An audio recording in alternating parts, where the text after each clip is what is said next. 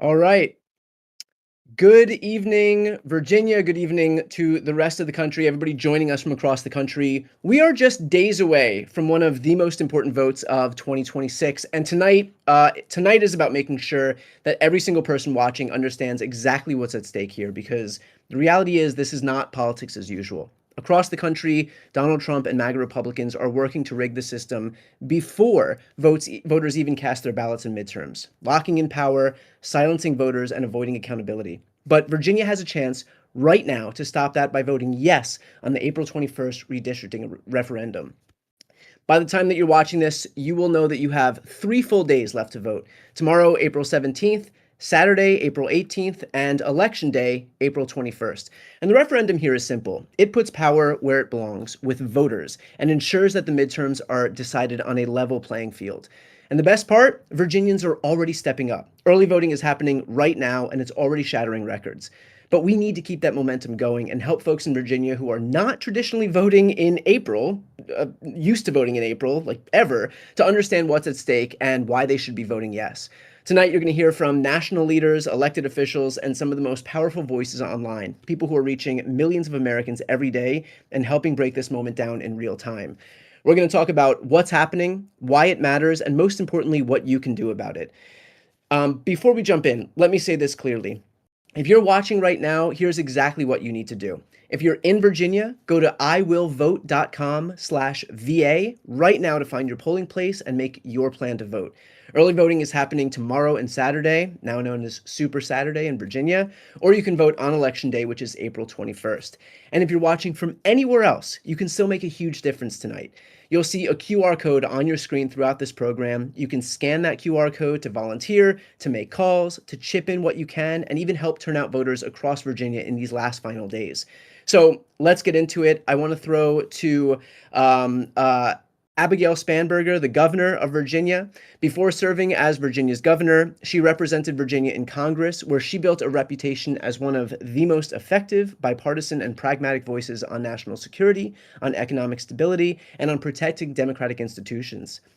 Prior to that, she served as a CIA case officer, working on some of the most complex global threats facing the U.S. And now, as governor, after winning by 15 points in November, she is focused on lowering costs, defending fundamental rights, and ensuring that Virginia remains a place where voters, not politicians, hold power. Governor, thank you so much for being here. I want to also note that I'm joined not just by Governor Spanberger, but also Lee McGowan, who many of you know as Politics Girl. Lee has built a massive following by breaking down complex political issues into clear, direct, no nonsense conversations that actually make people want to engage, not tune out. And she's reaching millions of Americans every day with a simple goal: get people informed, fired up, and involved. Thank you both for being here. I'm going to throw to you guys. Thank you so much, Brian. And honestly, we can just do so much better than this, I think. Don't you think, Governor Spanberger? I mean, thanks for coming. This is a really big deal, what we're doing. Thank you so much for having me. I'm excited to be here. Yeah, this is fabulous. I mean, listen, at the core, this referendum is about stopping a Donald Trump power grab. This is exactly what the MAGA Republicans are trying to do. They're trying to kind of stop the election before we've even started. So tell me how a yes vote in Virginia will stop this. Well, Lee, we know that this all began when President Trump said that he was, quote, entitled to extra seats in Congress. That's where we saw Texas first launch into a redistricting process to begin to try and stack seats within the halls of Congress.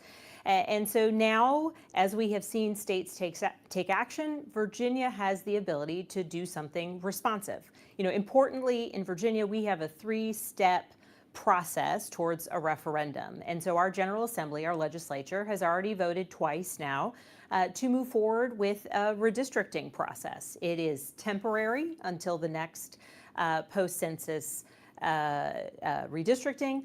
And it is responsive. Written in the language is that it's responsive to what's happening in other states. But the third step of the process is that the people of the Commonwealth of Virginia need to vote. And so a yes vote means that we are taking that responsive step to what we have seen other states do in response to a president saying he just thinks he's entitled to congressional seats. Yeah, because that's not at all how our government is supposed to work. The president's not entitled to anything. No elected representative is entitled to anything. You're supposed to earn it from the voters. And I think we need to be clear with people that this isn't something anyone wants to do. It's something that needs to be done because we know that MAGA Republicans are already manipulating these congressional maps. We're talking about Texas and North Carolina. They're currently attempting to do it in other states like Missouri and Florida.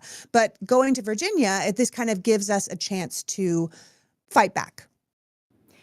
Well, and you're right in terms of what we have to do versus where we want to be, right? I think all Yeah. of us want to be in a place where we do not see a president trying to grab power.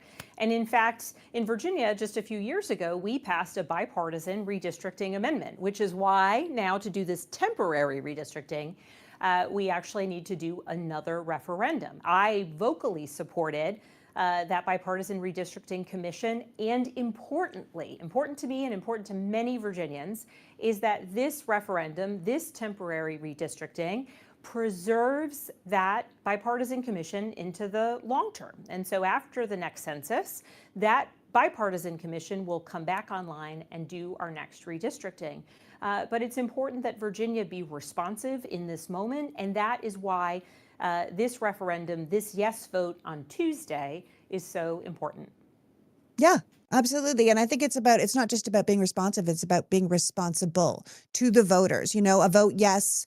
If you're voting yes in this referendum on the 21st, it's yes to approve these new congressional maps, but it's also yes that they will go back to the way that they were in 2030, and yes to stopping any sort of overreach or Trump's cheating, and yes to give voters and not politicians the final word here, which is really the goal. If the heads of government can set up who wins congressional votes so no one can hold them accountable, then the voters no longer have the say, and I think that's what we're trying to avoid here. As I understand it, there's already more than 1 million early votes that have been cast in this referendum. So what does that tell you about how people in Virginia are responding to this moment? Well, in Virginia, a couple of years ago, our legislature passed expansive early vote. We have 45 days of early voting, which gives voters the opportunity to cast their ballots early and really ensure they have a plan to get to the polls. 1 million Virginians who have already voted is a consequential and important number. In Virginia, we don't register by party, so we don't have the sort of usual tabulations that other states might have when they can say X number of registered Democrats or X number of registered Republicans have already voted. But what we do know is that people in every corner of Virginia are getting out. They are voting. Certainly on the ground, there is a level of urgency and a level of resolve that people have, recognizing the importance of this referendum. We have 2 more days of early voting, and then Tuesday is the final day to vote. That is the day of the referendum. And I'm expecting that we will see huge numbers on Election Day as well. Yeah, I've been talking to all of the people from my kitchen about this and how they have to get all of their friends in Virginia and their family in Virginia and their loved ones in Virginia all together, go as a group to the polls, because it needs to be everyone's voice that's heard. Because at the end of the day, it's the voters that should have the power to say who they want to have in Congress, to say what the majority should be in Congress. This is a way to sort of level the playing field for a limited time until we can kind of get it back in order again. But I think that there's a lot of misinformation out there, isn't there? Like a lot of money being poured into this race for the no vote to confuse Virginia voters about what they're voting for or what the yes vote means, purposely misusing your own words. So what does a yes vote actually do in plain English so that people understand that and they're not confused by, say, the $3 million Peter Thiel is throwing into, changing the vote? Well, you are exactly right. For those who are not on the ground in Virginia, I'll just let you know that, in fact, we have seen the Campaign for No has used my face on TV and in mailers. They have used President Obama's face on TV and in mailers. And they have spoken of my prior support and continued support, to be clear, for our bipartisan redistricting amendment. They have talked about that, taking quotes out of context. But I've been very clear. I have already early voted yes on this referendum, because what it does is it says at this moment in time, Virginia is taking the temporary, responsive, and I'll use your word, Lee, responsible step of pushing back against what other states have done in trying to stack the deck for Donald Trump in those congressional elections. And in a temporary manner, we have put forth new maps. So Virginia voters know the map that they are voting for. That's important for transparency. And these will be our congressional maps until after the next census, when the typical leveling of seats across the states happen, redistricting happens nationwide. Then we will return back to our bipartisan commission. So it is responsive, it is temporary, and a yes vote is our way to stand up and ensure that efforts in other states do not go unmatched. Yeah. And I think that's the thing in other states. I mean, it's time to take our power back. When we did this in California with Prop 50, I was talking to Governor Newsom about this. And I was saying, you know what, this is a moment to meet the Republicans where they are, not where we wish they were, to give our democracy a fighting chance and to sort of fight fire with fire in a way that says, hey, we need to make sure that the voters are still heard in this country at a time where the president would very much like to take all of our votes. And if it's people that are billionaires coming in here and throwing money at this campaign for the no vote, it kind of tells you which way would, you know, if you're a regular old person in America, you might want to vote. So thank you so much, because ultimately this is all about fairness. It's about holding on to our democracy, and it's about doing the right thing. So I really appreciate what Virginia's doing here and how brave you guys are being. Thank you so much. I mean, that's exactly it. And, you know, Tuesday's election day. Everybody needs to get out and vote in the referendum. Tell your friends, tell your neighbors, make sure that they know. I think there's broad awareness across the Commonwealth that we have this referendum vote on Tuesday, but make sure they know that it's responsive, that it's temporary, that it preserves our bipartisan redistricting commission into the future, and make sure that despite all the efforts to trick voters by saying that misrepresenting and lying about my position or President Obama's position or anybody else's, make sure they know the truth, make sure they know to get out and vote on Tuesday. It's an extraordinarily important referendum, and it is great to see you, Lee. Thank you for Nice to see you too, Governor. Thank you. Lee, I'm going to keep you on camera here and ask you, as we see this process playing out in Virginia, as we saw this process play out in California, do you view this as kind of the next iteration of a Democratic Party that is willing to fight in a way that we haven't seen before? I mean, I know that you and I are very much of the same ilk when it comes to like our exhaustion with the Democratic Party that has for so long been the party of strongly worded letters. Yeah. Well, I mean, Brian, I say all the time, like, look, you could be the best boxer in the entire world, but if your opponent starts kicking you in the head and the ref doesn't call it, then you either learn to take a kick to the head and give one back, or you lose. And I think Democrats are sick to death of losing, because we see what's happening to our country when we are. What have you heard from your audience in terms of moments like these? Because I know that there has been kind of a hunger for some actual action here, and this is a really positive outlet where it doesn't feel like, we're just kind of posting or just yelling into the void. Like, this is something that can actually have a major impact. And so what has your audience said? My audience loves it. I mean, listen, here's the thing. Everyone is hungry for change. They are absolutely sick of getting, we're watching a war that no one wanted us to have. We're losing our healthcare. We're losing our benefits while we're giving rich people more tax cuts and, funding this ridiculous violent mob in our streets who shoot our citizens and get away with it. I'm really glad Governor Spanberger is doing this. I was furious that more governors didn't join Governor Newsom in doing the same when Prop 50 was on the ballot, because clearly this isn't the time for half measures or upholding norms or, as you said, strongly worded letters. Every leader who believes in American experiment right now in democracy has to be pulling out all the stops. I mean, Donald Trump is behaving like a man who never plans to leave office. He's doing things he promised he would never do. He's spending money like a drunk sailor. He's giving his children government contracts. He's burning bridges with our allies. We're coming into an energy and food shortage, right? This is not how someone who expects to try and win a midterm election behaves. So he must have something up his sleeve, and we have to make sure that if we're playing with a cheater, we are playing to win. Right. I completely agree. Last question here, and I have to ask you this because I think I would be doing a major disservice to the entire audience if I didn't. How do you hold it together when you are sitting next to Scott Jennings on CNN? I mean, go ahead, just answer that question. Listen, here's the thing. There's always someone on one of those shows that is there for a reason that is different than mine. My reason is always to inform the American public, to make sure they know what's best or what's true or what's real in a, tsunami of lies, which is what they're getting from mainstream media at the most part now. And I think the thing is that if we want the kind of country that I think we all want, that I think the majority of this country believes in, whether you would consider yourself a Republican or a Democrat or an independent, or you've never voted in your life, you probably still want a country where your water is safe to drink and your children have good schools and you're not going off to wars that are unnecessary and we don't have a draft. Most of us would agree on these things. And we've forgotten that in the corners that we live in.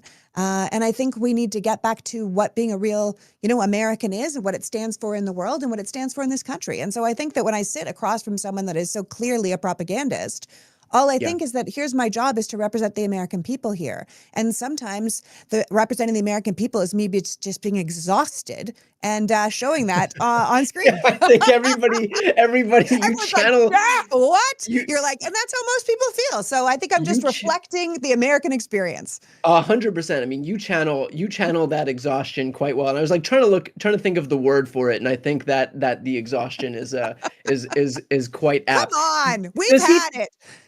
does he talk to you in the green room? Do you talk offset at all? Scott and I are not pals, unfortunately. There are some people who are right-wing pundits who I think really can listen and can take a point and are interested in having a discussion. I do not believe he remains one of them. There is possibly a time that he was a classic conservative, and I think that is no longer the time that we live in. Okay. Well, thank you for the service that you're doing. Thanks for chatting with Governor Spanberger here, and we appreciate you and your time. So, with Brian, that I'm really said, excited for this. This is a big deal. We have to me get excited too. about this. This is what we need to get out the vote for. This is the kind of fighting back that we've wanted to do for so long. And every time we get the opportunity, just get in the frickin' ring, people. Start kicking.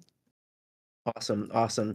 All right. Well, with that said, I'm going to throw to, I believe we have the ranking member of the House Oversight Committee and the co-host of Pod Save America. So let's talk about what this moment is really about, and that is accountability. What we're seeing across the country right now is not random. This is all a coordinated effort by Donald Trump and MAGA Republicans to tilt the system, to lock in power, to avoid being held accountable before voters even have their say. And that's exactly why voting yes in Virginia matters so much right now. So again, we're joined by these two voices who have been on the front lines of calling this out and helping millions of people understand this moment and what's at stake.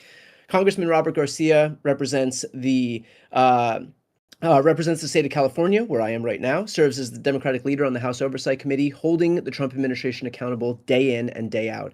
And Jon Favreau, former Obama speechwriter and co-founder of Crooked Media, whose work through Pod Save America and beyond has helped define how this generation talks about politics, democracy, and what's at stake. Also a huge, huge, huge influence in terms of what I do on a daily basis. So I appreciate both of you guys being here. Do we have Robert Garcia? I think we are still maybe waiting on the ranking member, but Favs, while I Hey. have you, what does it mean? What does it mean to you to see not just California, but now Virginia actually step up? I mean, you've worked in government and you've seen how Democrats have operated for quite a long time here. Now this is kind of, some actual action behind just the words. Yeah, I mean, I'm pretty proud of everyone who's stepped up, and including everyone who's watching, who stepped up on Prop 50 in California, and is now doing it again for yes for Virginia. And it is good to see Democrats everywhere treat this with the urgency that's required. This started with what Republicans were trying to do to rig the map in Texas, but they, of course, haven't stopped there. They did it in North Carolina and Missouri. They are trying to do it in Florida right now. So while we have made quite a few gains through doing this in California and other places, Virginia is going to be critical to make sure that we don't have a rigged map in the House, and we can really win back the House and have a comfortable majority. Talk about the importance of a moment like this, especially in light of the fact that, we have the 2030 census around the corner. Yes. Well, the other thing is, if this ends up being, knock on wood, with everyone's efforts, a wave election. In a wave election, you want to make sure that you win not just the majorities in each house, but as many seats as humanly possible, because then when we get to 2028 and hopefully we elect a Democratic president, then we want that president to make sure they have working majorities in the House and in the Senate, and that they have enough seats to actually pass the agenda that they talked about passing, and so that we're not dealing with what Trump dealt with Mike Johnson, and a very slim majority over the last couple of years. You want a bigger majority, and winning these seats now in 2026 ends up being a down payment on 2028. What do you hope to see overall? Like, if you could wave a magic wand and dictate what the whole country looks like in terms of redistricting, what would you like to see? What is a more permanent solution than kind of these scattershot moves that we're making right now? I mean, to be honest, like a more permanent solution is if Democrats get the majority again, the John Lewis Voting Rights Act would have done away with all partisan gerrymandering, and we would have Yeah. independent redistricting all across the country. And that is the dream, that you have independent, nonpartisan gerrymandering. You have nonpartisan maps in every state across the union, and so that you don't have to have this race to the bottom that we're engaged in right now that Republicans started. Do you think that there's a world where, if for the first time that I can remember, Republicans are getting a taste of their own medicine, where, they might redraw the map in Texas, but, who knows whether they're gonna I mean, even in the primary elections, we saw higher turnout in those redrawn districts, among Democratic voters than even Republican voters. Of course, California responded. We have 5 districts in California. Now we're in a situation where we might see 4 new districts in Virginia, and other states, may very well join. Do you think that we're finally in a world where, because we fought fire with fire, Republicans might actually be amenable to the prospect of nationwide redistricting reform, like no partisan gerrymandering whatsoever? Possibly, but honestly, it won't really matter if they are or not, if we have a working majority to pass the legislation. And as it was back in what, 21. We were, it was Joe Manchin and Kirsten Sinema that didn't want to get rid of the filibuster, so we couldn't pass it. But if Yeah. we have a majority in the House and a majority in the Senate, and we have enough senators who are willing to get rid of the filibuster or reform the filibuster for this, and we have a Democratic president that can sign it into law, we can not just unrig maps permanently, but we can put in place all kinds of reforms that will make our democracy more democratic, which should, help for generations to come. So you have been doing really excellent coverage of 2026, on Pod Save America, on all of the Crooked Media properties. I would ask, as far as the Senate prospects look right now, I mean, that was something that I think if you asked us 10 months ago, there is not a world in which we would feel bullish about, the Senate in 2026, maybe the House. But now, how do you feel about the Senate as we head toward November? I feel a lot better. I do feel like that now we've gotten to this weird spot where I do think Democrats' chances in the Senate are underrated. And look, it's not easy because to capture a Senate majority, we're going to need Democratic candidates to win in states that Trump won by 10 points, right? Yeah. It's not just North Carolina and Maine and holding Georgia and Michigan, but it's also 2 of Winning 4, in no, Yeah, which winning in is Ohio, in Iowa, Alaska. Ohio, Alaska, and Texas. And if we can pick off 2 of those states, that means the Democrats will have won in states that they haven't won statewide in a very long time, that Donald Trump has won. And but I think that Donald Trump's approval rating now is low enough nationally that if it is also under 50 in those states, then I think that the Democratic candidate's probably going to get, I don't know, upwards of 85-90% of the anti-Trump vote, probably higher in those states. And so if Trump's below 50 in some of those states, which I think he is, then there's a really good shot, especially since we have excellent candidates in all those states. And obviously some of the primaries haven't played themselves out yet, but we just have good candidates across the board. So it's a real possibility. Is your, are you most bullish on, of those that you listed? It's a good I question. mean, like, well, let me ask specifically. Texas feels like it has always been the eternal prize for Democrats. Like we've heard that if we're able to flip Texas, like that upends the entire map. Especially, you and I were speaking about the prospect of the census in 2030 being such an impending problem for Democrats, and it's true. I Yes. mean, California will lose seats. A lot of, we'll have some northeastern states that are going to lose seats, and they're going into these, these southern states or southeastern states. Um, how do you feel about Texas, given the money that James Tallarico has just raised, given the polling that we have seen out of that state, given the fact that we have seen, not a single Republican flip a Democratic seat, but plenty of Democrats flip Republican seats, just all those combined? I think that Democrats are always sort of accused of dreaming too big with Texas, and there's like, oh, it's so much money, and you're really going to compete in Texas. And Yeah. my view on it is like we have to win Texas at one of these elections, and it might as well be this one because with the census changes in 2030, we are going to need not just for the Senate, but for the Electoral College, we're going to need to flip Texas at some point.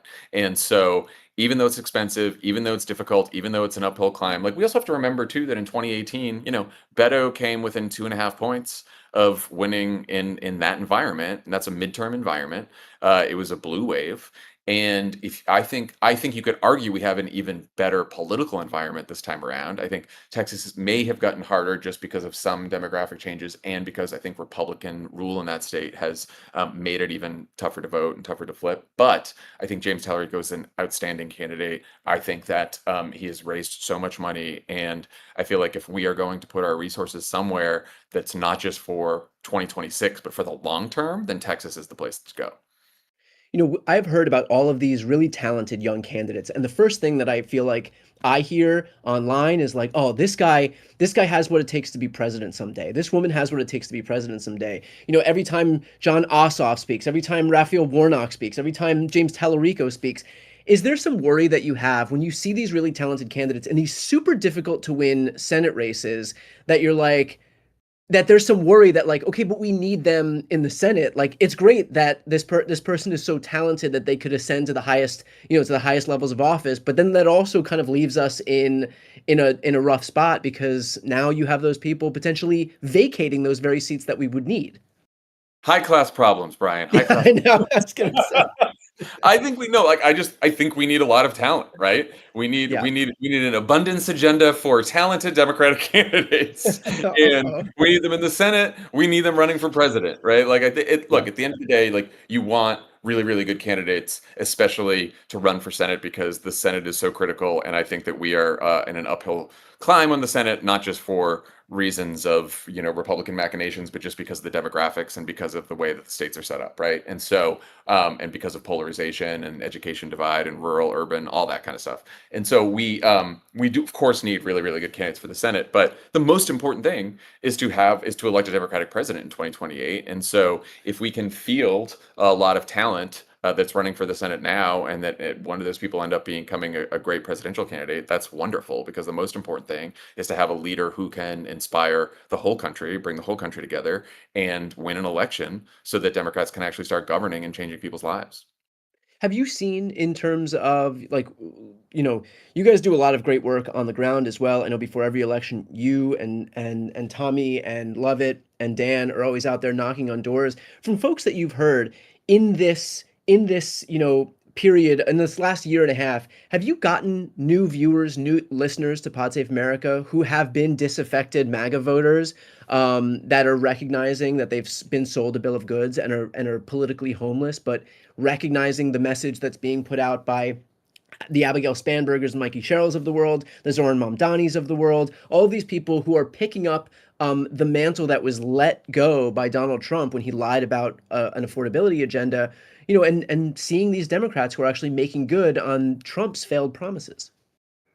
We definitely get this anecdotally. I mean, I'm always surprised because I'm like, oh, we've been doing this now for, almost 10 years. And so I'm always Yeah, surprised when someone's like, oh, I just started listening to your podcast. But yeah, there's a lot of people who I think you get people who said they It's needed like to take a break. it's like the people who watch Lost and like I just started watching Lost. It's really good. Have you ever heard of Mad Men? I love And that it's show. not like you deserve it. It's just I'm like, oh, you just like if you didn't care about politics before, what it shows me is that there's still people who haven't cared about politics before or who haven't been engaged in politics before who are now getting engaged in politics. And for some people, by the way, it's, oh, I listened to you guys before in like 2017 and 2018, and then I had to take a break because everything was so horrible and I went away from it. And we definitely have noticed in the last year, especially since, or last year and a half, however long it's been since Trump took office again, a big uptick in people who are like coming back and are like, maybe I had to take a break, but now I'm back. Or a lot of younger people too, people who are just like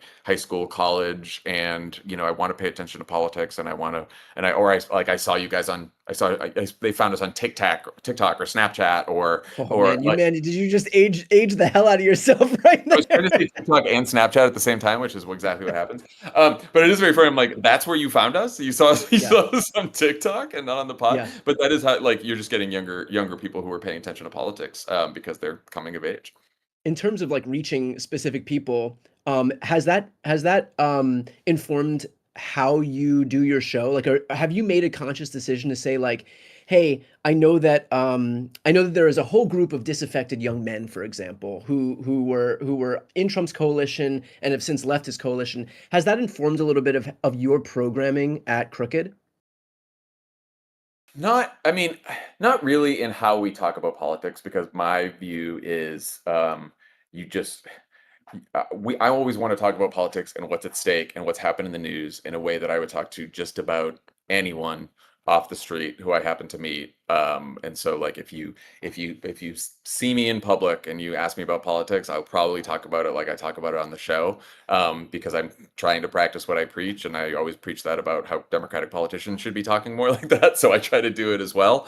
And so, I do think we cover those issues, and we cover some of the disaffected demographic groups and where they're going. And we talk to pollsters and focus group folks about what they're thinking. But in terms of how we talk about politics, we try to do it pretty similar no matter what we're talking about or who we're Cool. talking to.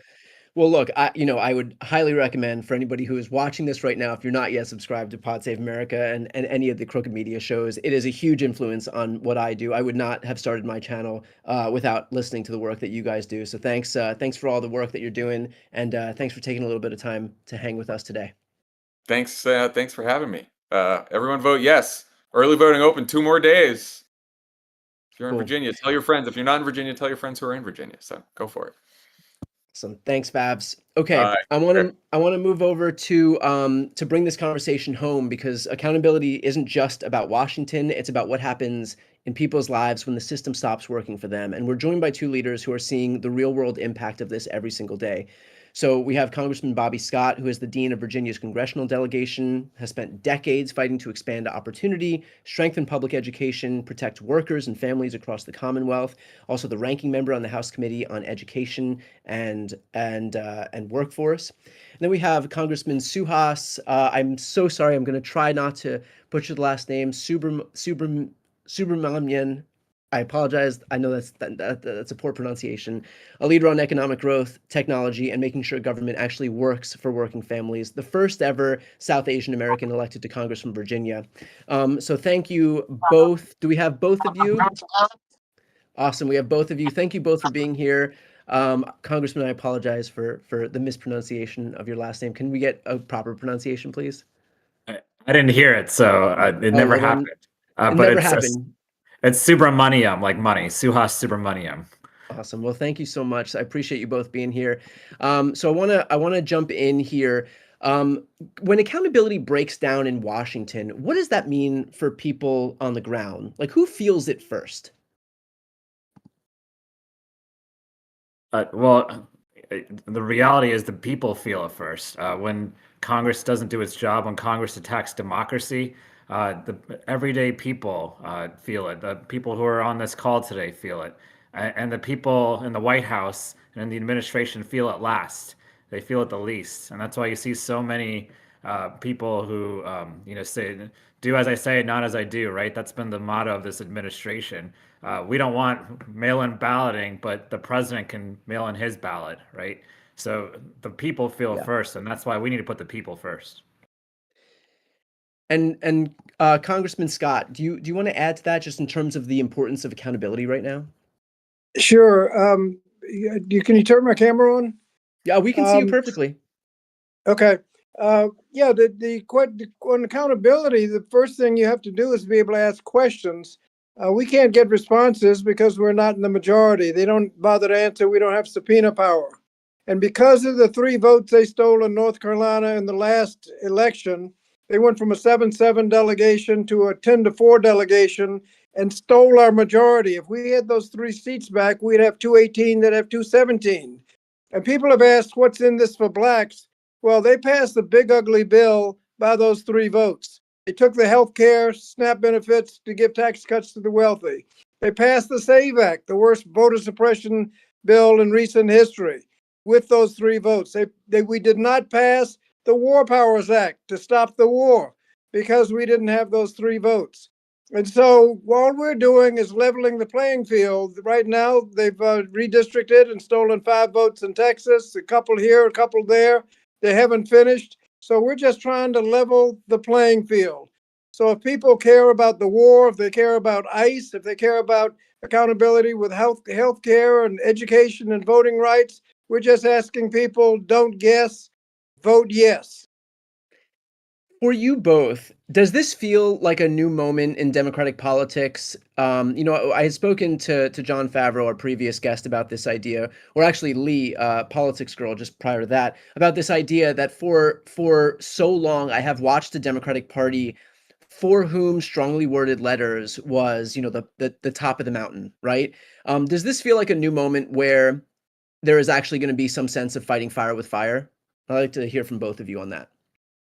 If it isn't, it needs to be. This needs to be the beginning, not the end of us fighting back and making sure that we act like this isn't normal times. We can't be doing normal things as a result. Would we normally be pushing for a referendum like this mid-decade? No, but President Trump started this fight and we're going to end it, right? And we need to continue to do that across the board in legislation, in Capitol Hill, on the streets, making sure that people know that, and the Republican Party especially, knows that we will not roll over when they break norms or break the rules. Well, and Brian, this is simple. We're doing exactly what they're doing. They've gotten all mad about what we're doing. We're doing exactly what they're doing. We're redistricting midterm. They took 5 seats in Texas. They have the majority today because they took seats in North Carolina in the last election. And all we're doing is asking to level the playing field. And I think going to 10-1 in Virginia will put a stop to it, because they'll know that if they try this again, they're going to get smacked worse than they started. And we're going to win this election because people recognize that we can't keep up. We can't protect healthcare. We can't protect education. We can't fight against the war if they keep stealing seats. That's why this is so important, that we level the playing field. And I think people recognize that they have an opportunity to fight fire with fire. For both of you, have you heard from your Republican colleagues about the bill of goods that's been sold to their audience, that their supporters, their voters? I mean, the entire MAGA agenda was predicated on this idea that there was going to be a focus on America first, that people's health care would be taken care of, that food assistance would be taken care of, that costs would be down. And we've seen the polar opposite. We have seen healthcare get gutted. We've seen food assistance get cut. We've seen prices surge as the direct result of this trade war. And now all of this funding that was promised to Americans as part of this America First agenda is being sent overseas by the billions on a daily basis to drop bombs in the Middle East. If you look at the cost of this war, what we could have done with the money, they're asking for $200 billion in terms of education and healthcare. Every year to fund the enhanced tax credits under the Affordable Care Act, it's costing millions of people their insurance. And restoring the Medicaid cuts for a year, we could restore all of the healthcare cuts. We could fund daycare, the kinds of things that President Trump said we can't do because we're fighting a war, like Medicaid or Medicare or daycare.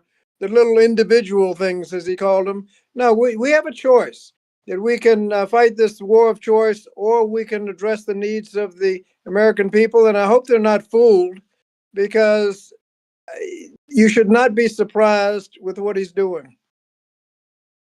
I Congressman, what do talked you to think? Republicans on Capitol Hill, and I'll tell you that they're either in denial, they've Yeah. forgotten the very things they said last year. There's Republicans who lectured me last year about Joe Biden's interference in foreign wars, and they had a point at times. But I'll tell you this: that now they're okay with foreign wars. Now they're okay with intervention in the Middle East. Right? All of a sudden, they have that reasoning, and uh, I don't think a lot of their constituents are buying it either, frankly. I saw a couple of Republicans at the No Kings rally the other day. I hear Republicans, people who voted against me, are voting yes on this referendum. The tide is turning, and Virginia sent a message last November when Abigail Spanberger was elected resoundingly. And now we're going to send another message next week that we mean business and the country's turning. Well, the interesting part about that is in the aftermath of California's Prop 50 election, which is along very, very, very much the same lines, we saw quite a few Republicans who had defected, even in this state. I mean, we've seen a number of Republicans who decided to vote in favor of that referendum, in line with what you're saying right now, and so I think that this is a good test case of what's happening, where all of these people who recognized the con that they've been sold are looking for, to take power away from the party that they had helped put in power, and instead put it in the hands of people who are actually delivering for their constituents. With that said, I want to bring in one person here, Suzanne Lambert, who wants to ask one quick question, and we'll bring her in. Suzanne, you here? Let's see. I think she is just joining right now. All right.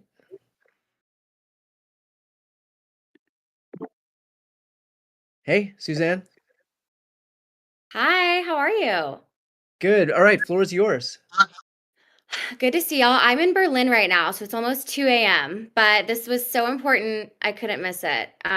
So great to see you all. And my question that I would love to ask y'all, as a Virginia resident, obviously this is really important to me. This is important to everyone in our country, but I think especially Virginians are trying to understand, given what we've seen Donald Trump do to sow carnage and hysteria across the United States. Why is redistricting in Virginia particularly so important in this moment?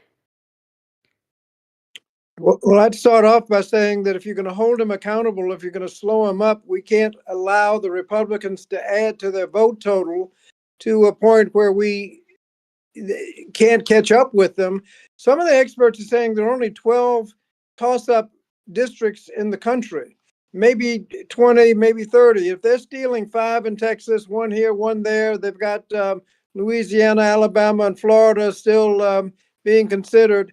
If they add those to the mix, we'll never catch up. They passed the big ugly bill by just a handful of votes. The Voting Rights Act suppression under the SAVE Act, they passed that by just a little bit. The War Powers Act, we didn't pass. All of that because they stole 3 votes in the last election, and now they're going 5 here, 2 there, 1 there, 1 there, 1 there. And unless we level the playing field, we will never be able to rein in the imperial presidency, because the Republicans won't even ask questions about what he's doing. Yeah, I agree. And I'll just add, if we don't even the playing field next week, that's the difference between getting people affordable health care, getting food assistance back to kids, getting school lunches back, all the things that we have lost, all of the things that Republicans have done, all the investigating that needs to be done of President Trump and his administration's corruption. It's all on the line. I mean, this could be the difference of 3 seats in November. And so this could be the election. So if people want to know what to do about it, they ask me every day, what are we going to do about Trump's chaos? Well, from now until Tuesday, call your friends in Virginia. If you are in Virginia, tell your neighbors. Go out there, join our team, because this is everything going into November. Yeah, and what have you heard from Virginians as you've been talking to them about it? They were confused at first, I'll be honest. They didn't understand why we needed to do this. And then they saw lies from Republicans about how Barack Obama doesn't support this, how Abigail Spanberger wants us to vote no. Well, those were lies. And so what we did and what this campaign did was we cleared up those lies. And now Democrats and even Republicans who don't want Trump controlling our Congress anymore are coming out in full force. And they're telling people to vote yes. And yes means a check on Donald Trump. And yes means that people will have power and will have a Congress that listens to them again. And you know how weak the opposition is if they have to resort to lies. Most of their money in mailing is sent on lies. Barack Obama, Abigail Spanberger, misrepresenting their position. And that's why, and I've been delighted to see that most people are not confused, they're offended and can't wait to get to the polls. So we just tell them, don't guess, vote yes. Yeah, I got one of those flyers myself, and it looked really nice in the bottom of my trash can. So thank you both so much for speaking with me about this and everything that you're doing for Virginia. Awesome.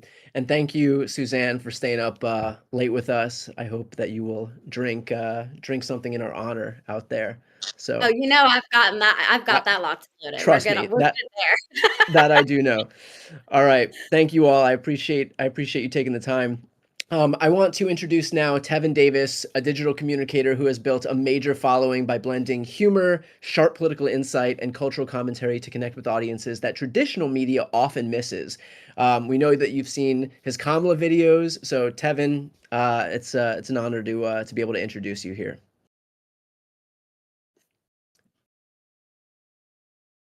Let's see, do we have Tevin here?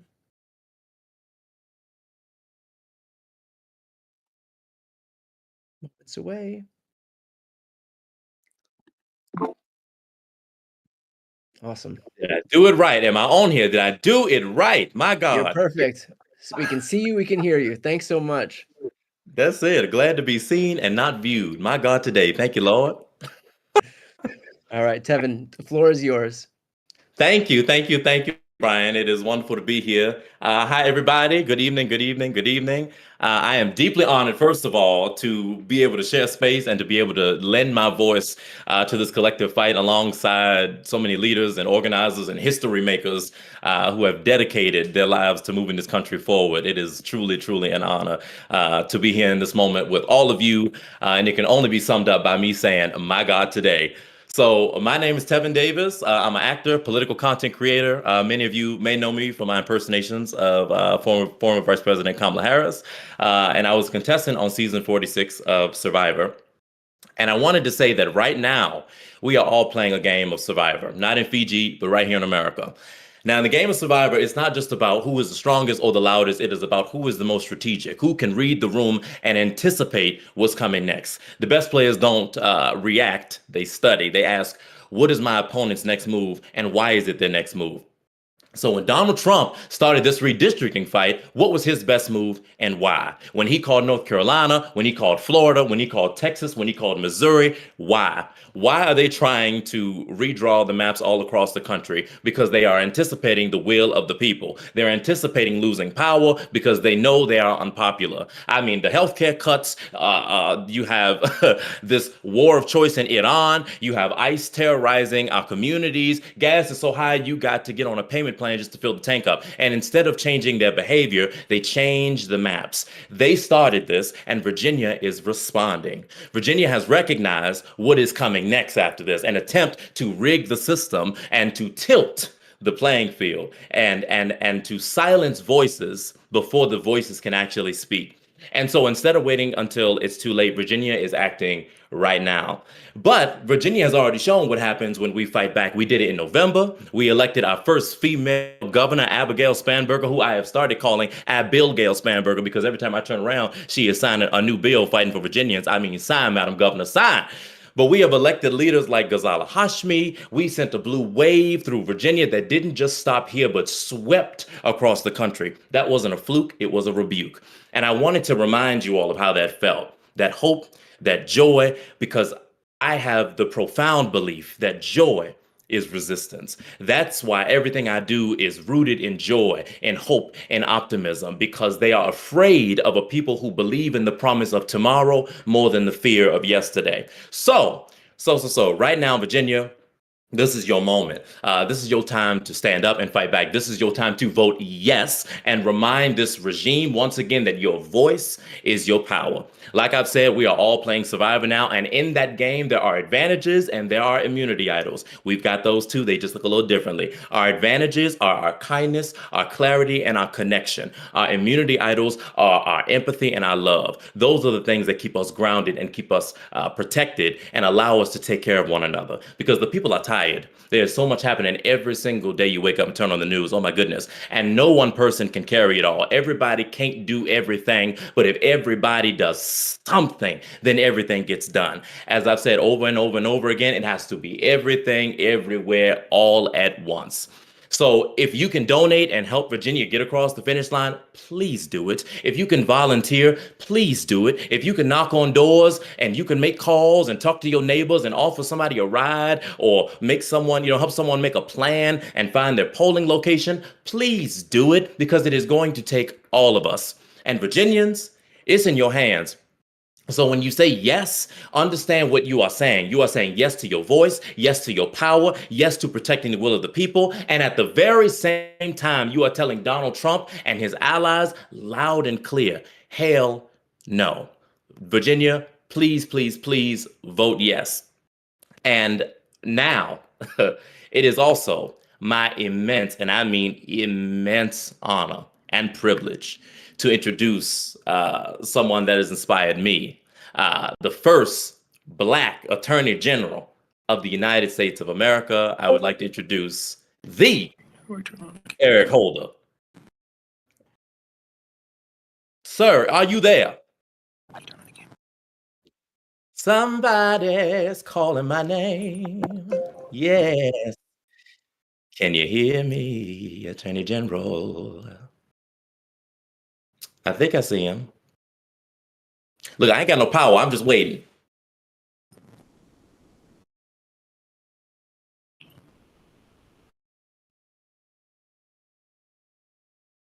I think you're there. We just got to get the camera on. Listen, AG, hold on. I'm going to give you a nice, see, I want you to have a nice big intro. So I'm going to give you the intro again. It is now my immense honor and privilege to introduce the first Black Attorney General of the United States of America. My God, Sir Eric Holder. How you doing, sir? All right. I'm doing just fine. Thank you, Tevin, for that really nice introduction. How are you doing tonight? Listen, I'm blessed. I woke up this morning, and that is all that I can ask for, so that I can keep on fighting and use my voice. It is an honor to introduce you. It is an honor to be with you and to share space with you, sir. And I wanted to ask you something, because you have been warning about this for years and years and years.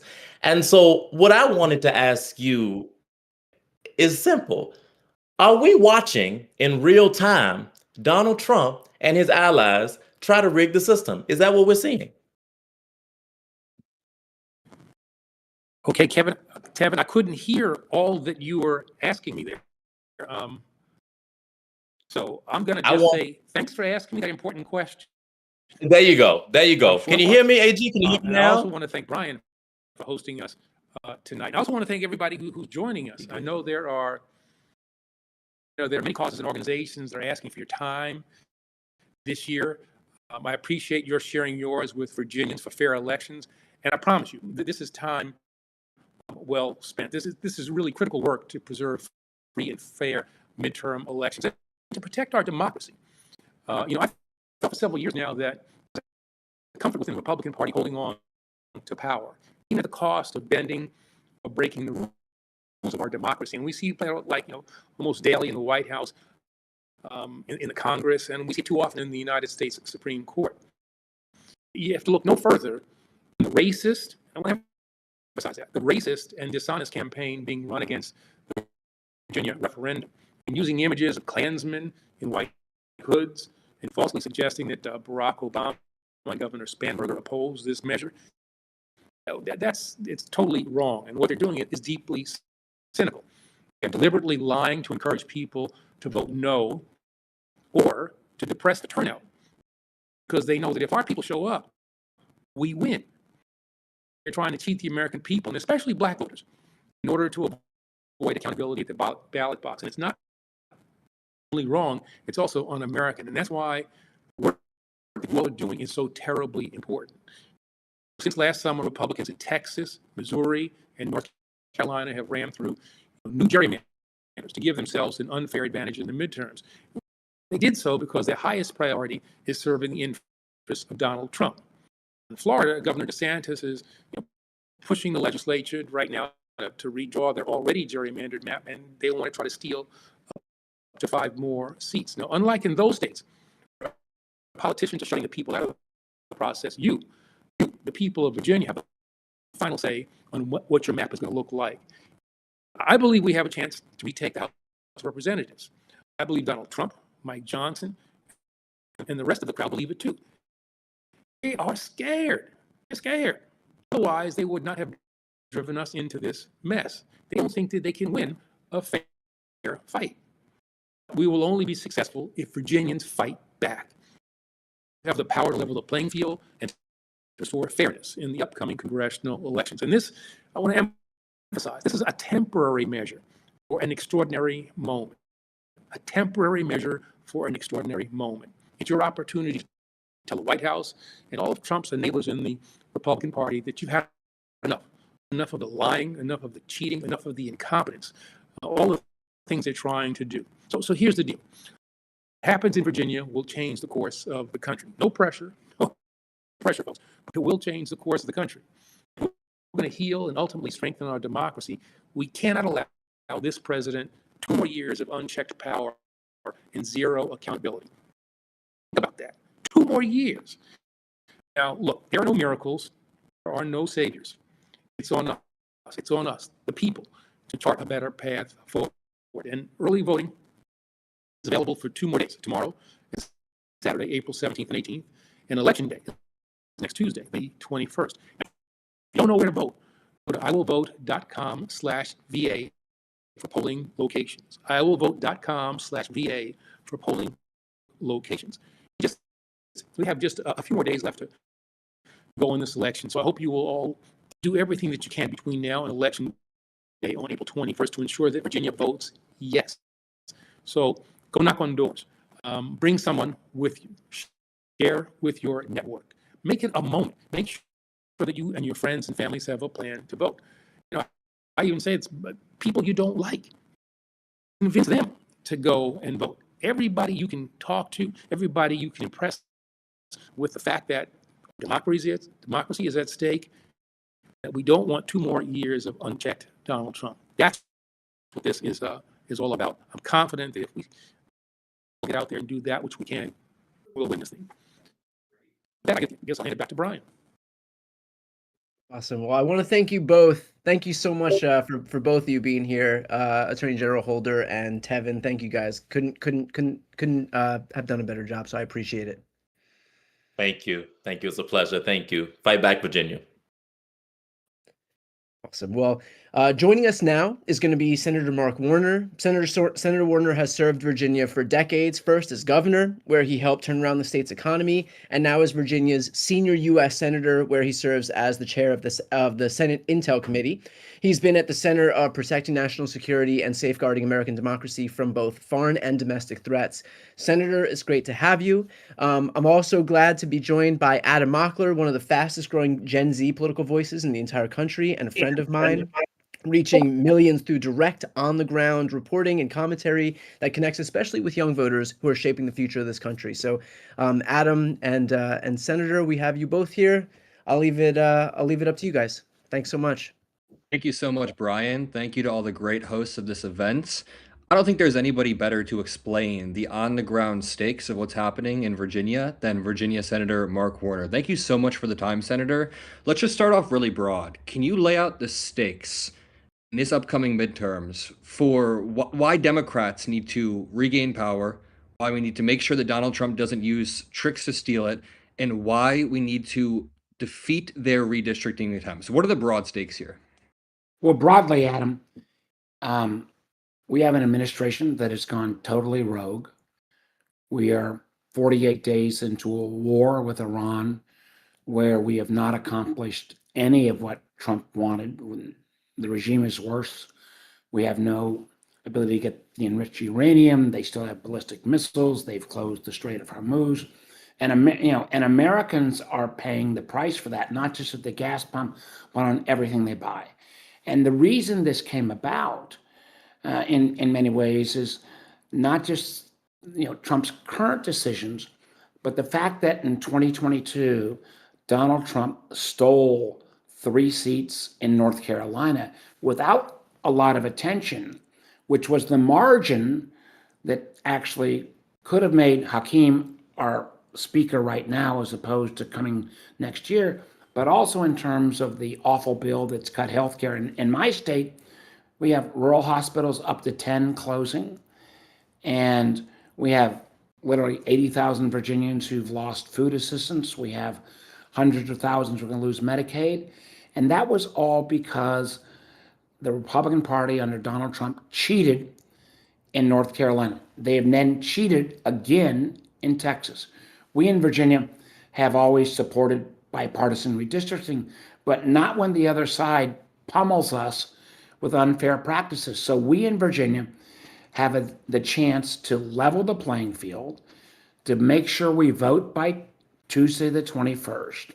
We have a chance to gain a number of seats, and shout outs to the leaders of the Virginia legislature like Louise Lucas and our great speaker, Don Scott. And all this will say, and I say to my Virginia friends who are saying like, well, we're changing rules. Yes, we're changing rules only because the other side, frankly, cheated. And in Virginia, unlike North Carolina or Texas, we are giving the voters the final say. So we level the playing field. Not only can we make sure we make Hakeem Jeffries the speaker, we can level on healthcare, but the rogue president on national security issues, as the former chair and hopefully future chair of the Intelligence Committee, our country's reputation and how we are viewed around the world is fraying at every effort. And in many ways, I don't want to overhype, but this election on Tuesday, in terms of regaining the opportunity to level the playing field in Virginia, is as important as anything that's going on this whole year. Very well said. And Governor Spanberger has been doing an amazing job passing legislation in Virginia and pushing forward an affirmative message. I guess we've learned over the past few years that MAGA was just a sophisticated marketing scheme for the same old Republican policies, right? Cut taxes for the rich, cut benefits for the most vulnerable, then go to war with a country that starts with IRA while ballooning our debt every single year. Over and over, Republicans do the same thing. But Democrats are finally regaining their foothold, especially in your state of Virginia. It feels like Governor Spanberger is doing a great job. Can I ask you, what do you think Democrats should be standing for on the national stage? It's very easy to be against Trump all the time. What should we be standing for affirmatively? Well, what I believe we should be standing for is number one, universal health care. We will never bring down healthcare costs until we get to universal health care. And unfortunately, we've now seen a retreat on those efforts because of the awful bill. Again, the margin being the seats stolen by redistricting in North Carolina. Number two, and I'm a tech guy, but I think we need to make sure that artificial intelligence and AI is done fairly. We've got to make sure the grid is not overburdened by driving up utility costs. And I am obsessed about making sure that particularly young people coming out of college, having done everything right, are going to have jobs. And that's going to require an ability to bring in the AI guys and help us get through this transition, but also help us pay for it. And it's also going to require us to actually restore what is kind of an America's secret sauce. I say this as a former business guy and as again, the vice chair of the Intelligence Committee. The world is stronger when we have strong American leadership that's moral leadership, instead of a president that, frankly, insults everybody in the world even insults the Pope, even, is willing to call out our friends awful names. We have to restore American leadership. And honestly, when we take control of the House, and I believe we can also take control of the Senate, we'll finally put some guardrails on a president that so far has operated without guardrails, to the point that even and I say this as somebody who's, I know some of you have been mad because they always try to be bipartisan, but I have given up on my Republican friends until they find a backbone, until there is a return of a legitimate Republican Party away from a group of Trump sycophants. We have one goal, and that is kick their ass. Very, very well said. What do you think the risk is of Donald Trump shaking up the global order in the way that he has been? I've been thinking about this a lot, especially after the Strait of Hormuz incident, when it seems like he's legitimizing a type of ruling where countries with missiles on their coast can just point those missiles at that strait and then extort them. Like, for example, my friend was saying that Malaysia, if they wanted to, could start extorting the Strait of Malacca. Denmark, the Baltic Sea. He's plunging us into a global order where power is the only thing that rules. What do you see the risk as to the global order with a president who is just only ruling like this? Adam, the risk, listen, I don't want to bum people out, but we have a regime now in Iran that's worse than what it was 48 days ago. We have their enriched uranium that would require tens of thousands of American troops on the ground. They still have drones and missiles. They still have literally control the Strait of Hormuz. There was a reason why for 47 years, the Iranian leadership has been awful. First to acknowledge that. But why responsible presidents of both parties, including Donald Trump, would not enter into this kind of war without some allies and a plan. It has been beyond embarrassing. And as we start to see, nations around the world, I say this with some trepidation and full acknowledgement. On my mom's side, my grandparents were Canadian. It's hard to piss off the Canadians. But we have so pissed off the Canadians that their leadership thinks that China may be a more dependable partner than America. That does not make America safer. America's special sauce is not just our military and our strong economy. It is the fact that we have had, for the most part, leadership that is driven by strong morals, by a commitment to freedom and democracy. All of that is at stake. And I know these lofty ideals when we're talking about a redistricting battle, but they are all intertwined. And an unleashed, unguarded Donald Trump, we've seen the damage done already.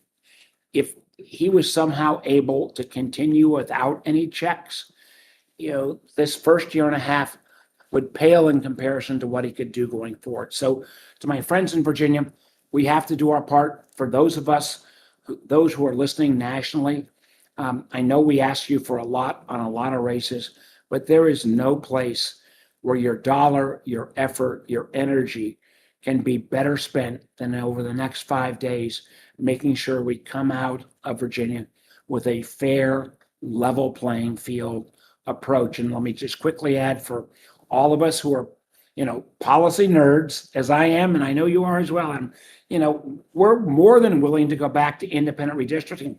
I actually believe we ought to have a federal law that says independent redistricting with no ability to change mid-decade.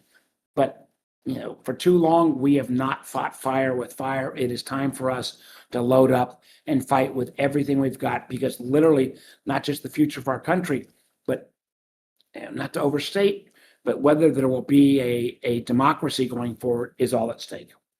Very well said. Just to wrap it up, I always say that norms in a democracy work like consent. If you want consent to work meaningfully, you need both parties working together in tandem. If you want norms in a democracy to work, you need both parties working in tandem. When we repeatedly see Republicans drag us to new lows and break every single norm in the book, with Supreme Court nominations, with elections being quote unquote stolen, as they say, then it's time for Democrats to say, hey, we're going to neutralize your redistricting efforts. So it's so nice to see Democrats fighting back. Thank you, Senator Warmer. Thank you, Brian, as well. Thank you, Ed. Thank And you thank both. you, Brian. Appreciate you both being here. Thank you so much. Before we move on, just a quick reminder for folks. If you live in Virginia, make your plan to vote yes right now at iwillvote.com/VA. Find your polling place. You can lock in your plan. You can get the whole thing done. And for everybody watching, you can help decide this election from wherever you are. You don't need to be in Virginia. All you got to do is scan the QR code on your screen. That way you can volunteer, you can make calls, you can chip in. We're mobilizing voters in real time, and we absolutely need you in this fight. Okay, moving on to our next guest here. Joining us now is House Democratic leader Hakeem Jeffries. As leader of the House Democrats, he represents the highest-ranking Democratic voice in Congress. He's been leading the charge to push back against extremism and defend democratic institutions, represents Brooklyn, New York, which is where I was born, and has built a national profile as a forceful advocate for protecting voting rights and ensuring fairness in our political system. Leader Jeffries, thank you for joining us. Leader Jeffries is joined by David Pakman, who is one of the most widely viewed progressive political voices in the country, a major inspiration for me and my show. He's been breaking down politics for audiences online long before most people even knew what a YouTube political channel was. So thank you both for being here. Floor is yours. Thanks so much, Brian. Leader Jeffries, great to see you. You know, last time you and I spoke, we talked about the desire to do things now in advance of the November elections and what ultimately will hopefully be Republicans losing power in advance of 2028. I can't help but think about what's going on nationally and, of course, in so many states with regard to redistricting as an example of something we can do right now, and we can directly push back against what this administration is trying to do. Talk a little bit about where you think this strategy fits into the next 2 and 4 years. Well, thank you so much, David. Great to be with you. And thank you, Brian, of course, for convening us all. You're absolutely right. You know, we're involved in fighting one battle after another and pushing back against the extremism that Donald Trump has unleashed, along with Republicans on the American people, in advance of the November midterm elections. We build up to that, but voting yes on this referendum on or before April 21st and ensuring that we're doing everything possible to have a fair national map is going to impact what the policy landscape looks like for years, if not generations to come. Because what Republicans were trying to do, led by Donald Trump, was to gerrymander the national congressional map so they could rig the midterm elections and hold on to power, even though their extreme policies are being rejected by the American people.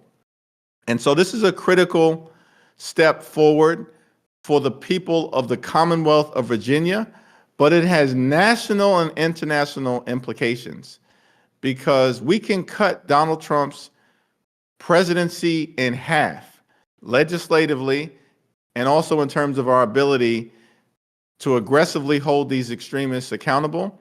But that's going to require us to win back the House. And Republicans are trying to stop that from happening, not by convincing the American people that the Republican policies are making their life better. It's not. It's making their life worse. They're trying to steal the midterm election.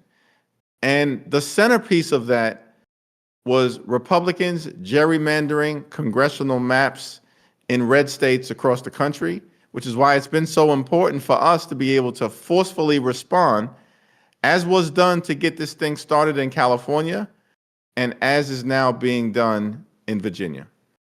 It's really struck me as I was preparing to talk to you today that we're not hearing or seeing a strategy from Republicans of, hey, let's convince people to vote for us on the merits of what we've done. There's no, let's convince them that gas prices up 55% since January 15th is a great thing and they should vote for more of it in November. Let's convince them that the way that we've now gone into multiple military engagements without congressional approval is awesome and it's what we promised. And no, they're doing things like trying to win by making it harder for people to vote and redrawing maps and this sort of thing. One of the things I know my audience wants is accountability.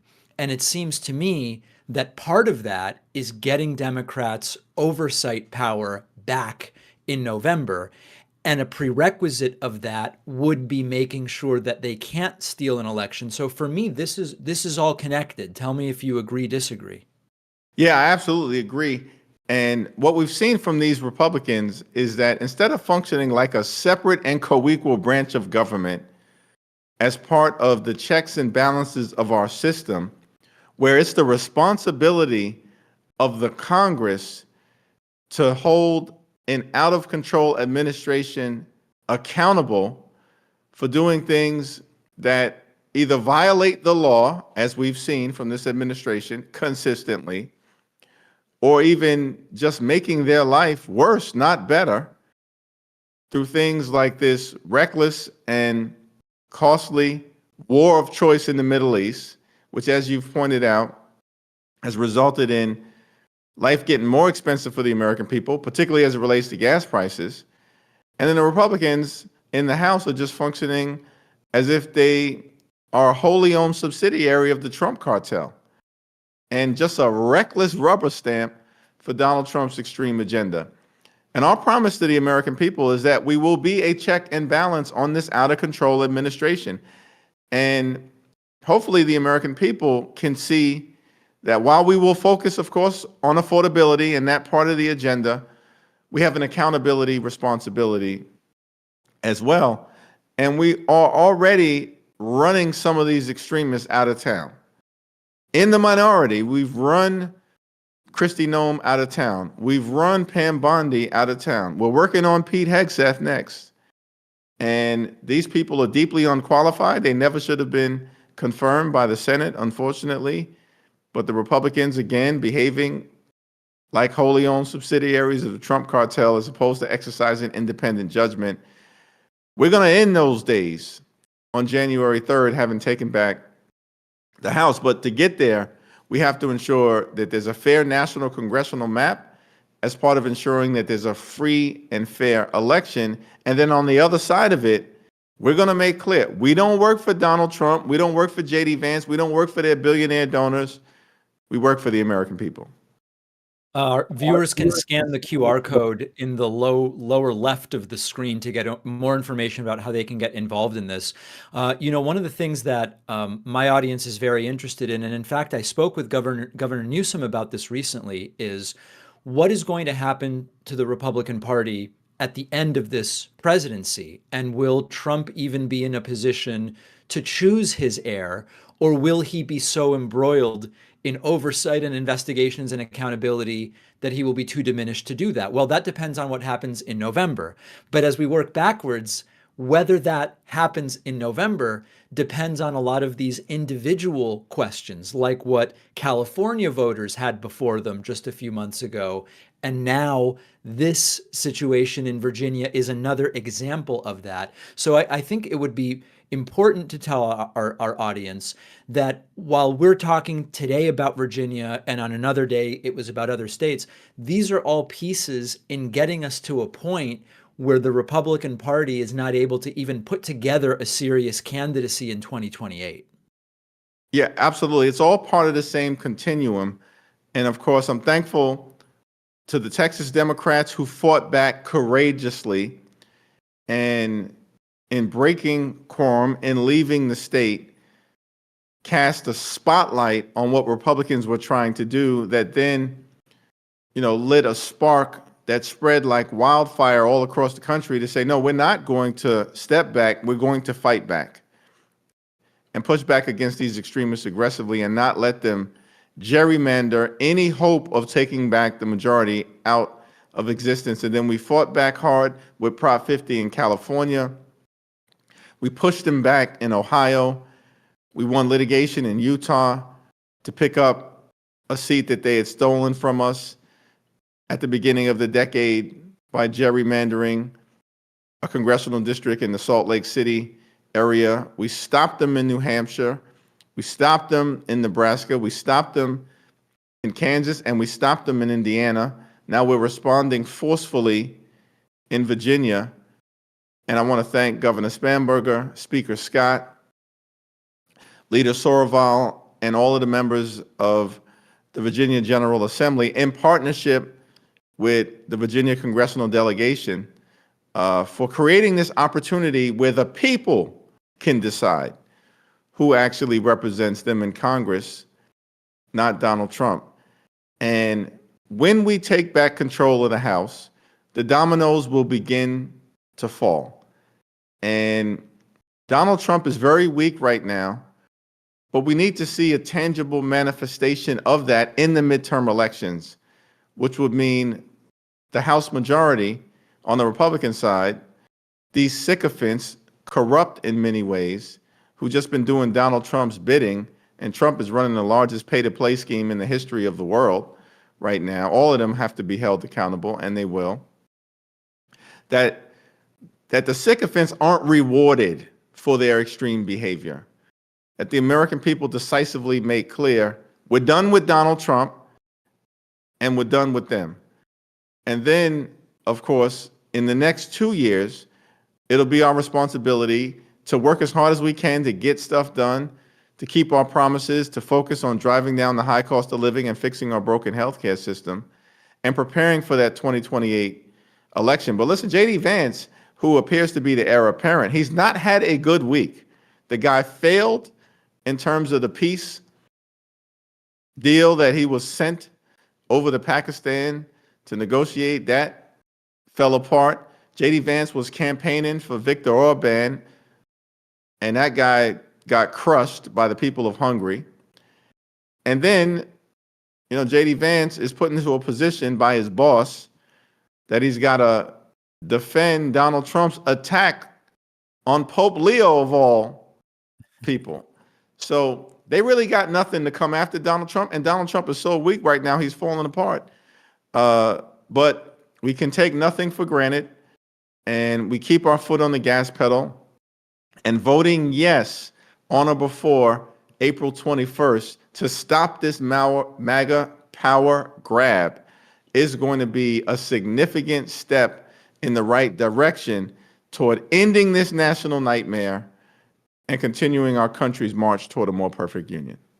And it does seem as though there are cracks like we haven't seen before in the MAGA sphere. I mean, just in looking at videos from the Turning Point rally event, where you had a crowd cheering the idea of impeachment hearings about Donald Trump, not something you would normally expect. They interviewed young voters in the hallways, and they were saying, listen, we believed Trump when he said he was the anti-war candidate.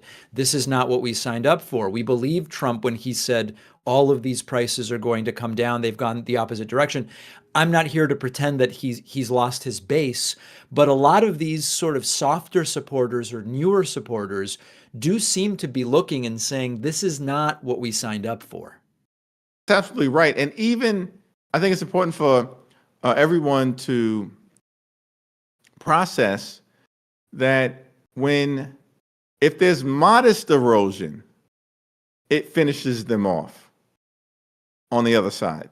And there's certainly every reason to believe that there is modest erosion that is underway right now. Donald Trump promised to lower costs on day one. Costs haven't gone down, they've gone up. Donald Trump said that he wasn't going to be a president who started wars. He was going to be a president who stopped wars. And then he got us into a reckless, costly war of choice in the Middle East, spending billions of dollars a day to drop bombs in Iran, but won't spend a dime to make sure that everyday Americans can go afford to see a doctor when they need one.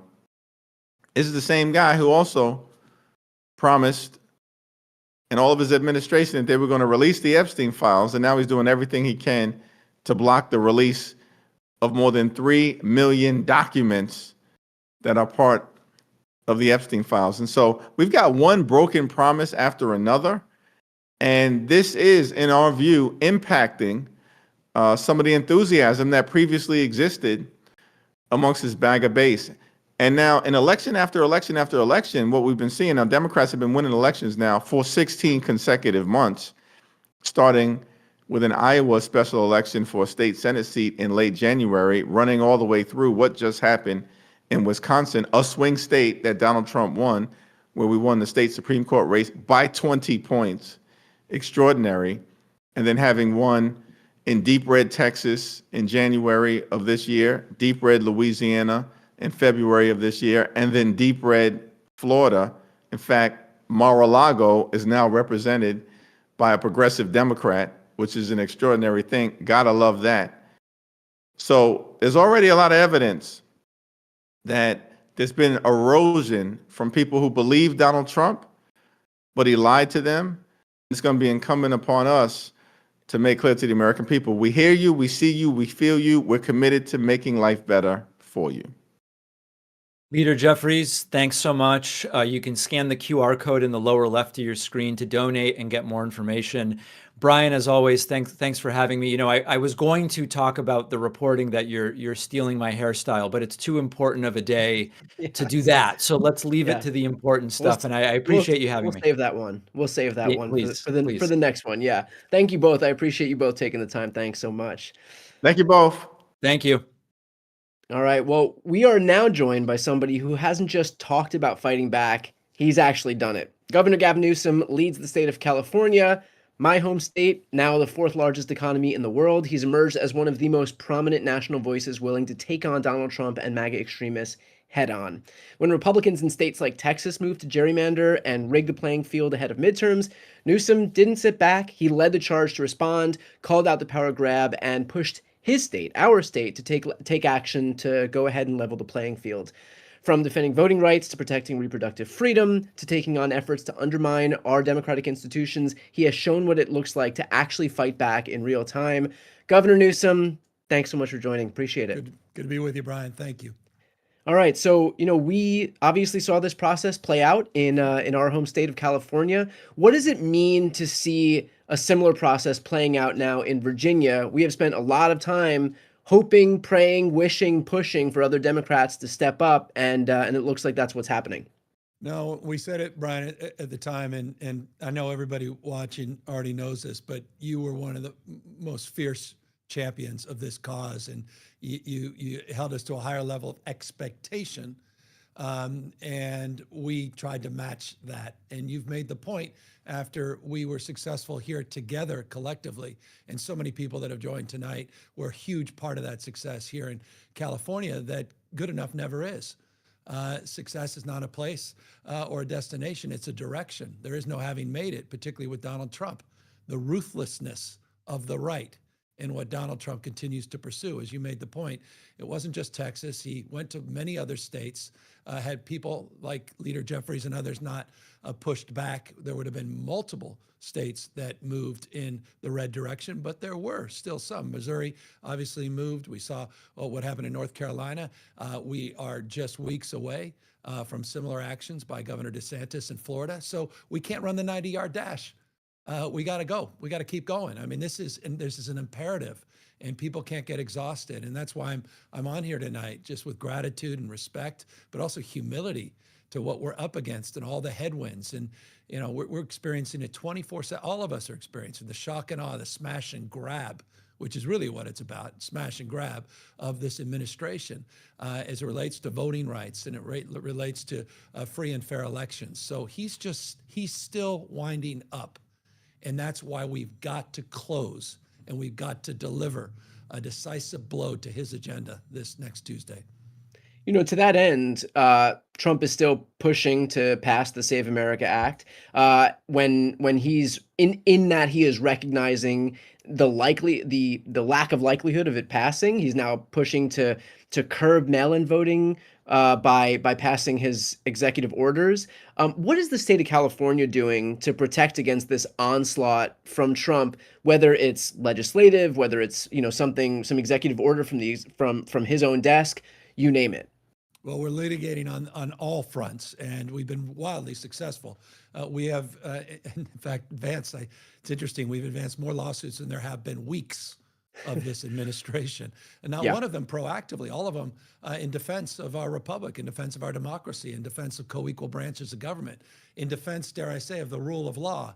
Not the rule of dawn. And Brian, I've talked about it. I think it's dawning on everybody that it's not just about chaos. It's not just about cruelty. There's a malignant quality now to this administration in terms of these efforts, as you suggest, because he couldn't get it done legislatively. Then he takes these executive actions through executive order, these executive orders, and now he's advancing the kind of, this sort of sentiment of distrust. He wants to create chaos, so it just winds people. We all just are exhausted, and we all sort of, give up. And that's why, again, I'm here. We can't be exhausted by these redistricting fights. They're foundational. It's the architecture. It's the foundation on which everything else is built. In order us, we've got to save our republic so we have the kitchen table, so that we can start debating those kitchen table issues once again. And I'll remind folks that may not be aware as familiar with this, or illuminate them, and remind folks that may have forgotten. But on election day with Prop 50, with our redistricting effort, that same day, Donald Trump sent out a Truth Social saying the election was rigged before one vote was cast on election day. He also sent out the BORTAC teams. These are the Border Patrol tactical units. These are the guys dressed up, right out of some YouTube video with the Apache helicopters. And he sent them to Dodger Stadium the morning of the election. So for all the morning newscasts, everyone can see these masked men, and they were masked men, the Bovino teams, that were out there to try to chill free expression and chill free speech so people didn't even turn out to the polls. We said it at the time. It's a preview of things to come. The SAVE Act, we all know what that was about, because he said he said it out loud. He said that it was about an enduring MAGA majority for the next 50 years. It was about choosing his voters. It's not about voter ID. It's about deciding who can vote. He's not screwing around, going after a vote by mail. He's not screwing around, trying to purge these voting rolls, trying to take over literally county election officials in offices. And literally, we had a sheriff out here in California. I hope some folks paid attention to this. Chad Bianco, this is a guy running for governor. And he's a guy running for governor as a sheriff, and he seized hundreds of thousands of ballots. And finally, a California Supreme Court finally stopped it, but not after litigation and consternation. These guys are not screwing around. So all fronts, we have to be as aggressive, dare I say ruthless, as they have been. We can't win arguments anymore. We've got to win fights, and we've got to fight fire with fire. We have got to be more aggressive. Governor Newsom, there are a lot of Republicans, even in Florida. You had mentioned Ron DeSantis. There are a lot of Republicans calling on him not to do what he is preparing to do at the end of April, beginning of May, with this special legislative session in that state to redraw those maps. And I should remind folks, Florida's maps are already gerrymandered. Like the maps in existence are a gerrymander that was too extreme for the legislature, but was shoehorned through by DeSantis himself, obviously to curry favor with the most extreme forces in the MAGA base. And now this new map would be an extreme gerrymander on top of the existing extreme gerrymander. And we're going into a midterm cycle where Democrats are overperforming by 12, 14, 16 points. And so a lot of these Republicans, by virtue of stretching these districts out thin to get more districts on their side, risk actually drawing dummy manders. Yep. And so for that reason, we're seeing a lot of these Republicans in Florida even call for DeSantis to pump the brakes here. What do you make of the fact that this is playing out in Florida right now? Well, they've overplayed their hand because they're experiencing that reality. They've been mugged by reality in Texas. Because all of a sudden they put other seats now into play because they've spread peanut butter out too far, to your point. And Democrats are showing up in unprecedented ways. And I think, we've talked about this, you and I, in the past, but perhaps the most consequential thing that's happened in this country in the last year has been these state elections, these 30 plus Democratic pickups. And we're just crushing it everywhere. But again, we cannot assume the past equals the future. The future's in front of us, sure, but it's also inside of us. It's decisions, not conditions, that determine that future. So we just can't give up in terms of being aggressive, continuing to be mindful that this guy, Trump, and these guys are still winding up.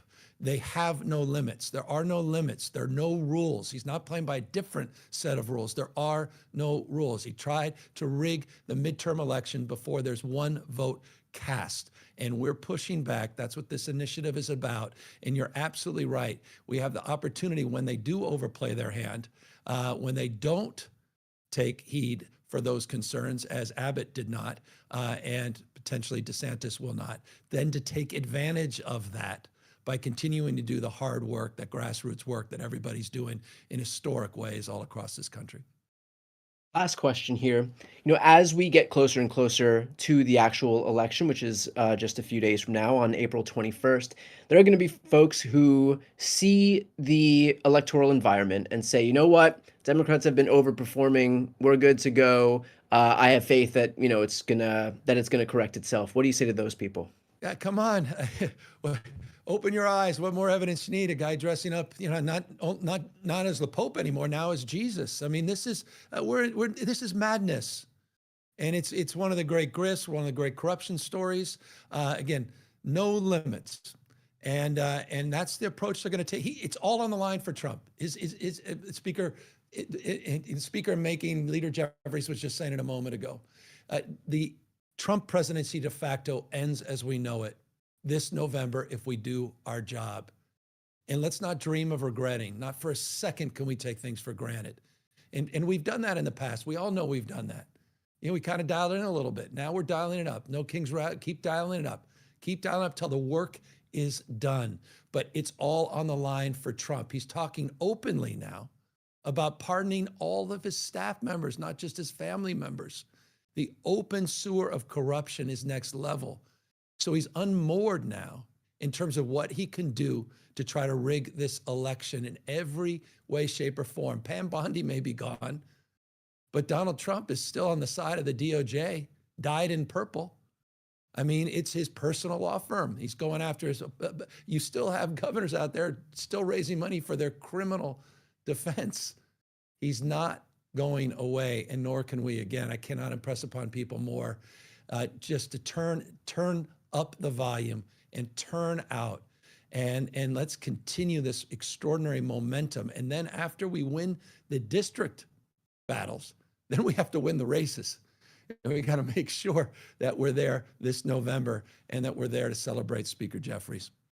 Well, look, you had spoken about continuing the momentum. That momentum wouldn't be there if it weren't for you and the work that the California Democrats did. So thank you for starting this whole process off, for getting us here, and thanks for taking the time today. Thank you, Brian. Thanks for everybody tuning in, and thanks for everything everybody's done to date, and more importantly, everything that you're going to do between now and next Tuesday. Now, before we move on, just a quick reminder, if you are in Virginia, make your plan to vote yes right now at iwillvote.com/VA. You can find your polling place, lock in your plan, get the whole thing done. And for everybody else watching, those who are not in Virginia, you can help decide this election from wherever you are by scanning the QR code at the bottom of the screen. There, you can volunteer, you can make calls, you can chip in, which is especially important because that will help folks who aren't paying attention to politics, who aren't as tuned in as you all are right now, so that they can be alerted and notified in terms of what's going on this upcoming Tuesday. Because it's not just, that obvious that a random Tuesday in April is going to be such an important election. Okay, now on to our next guest. We turn to something that we have seen far too much in this election, which is targeted misinformation and who's being hit the hardest. And there are no two better voices to talk about than these two leaders, both proud Portsmouth natives who've spent their careers fighting for their communities and telling it like it is. Senator Louise Lucas, who is one of my favorite Twitter follows there is. If you follow Virginia politics, you already know she is one of the most outspoken, unfiltered, and effective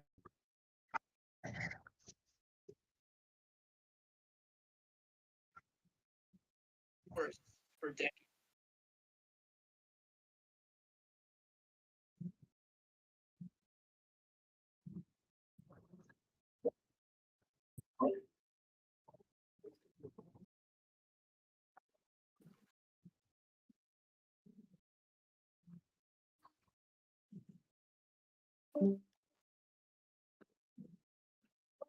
I can hear you. Can you hear me?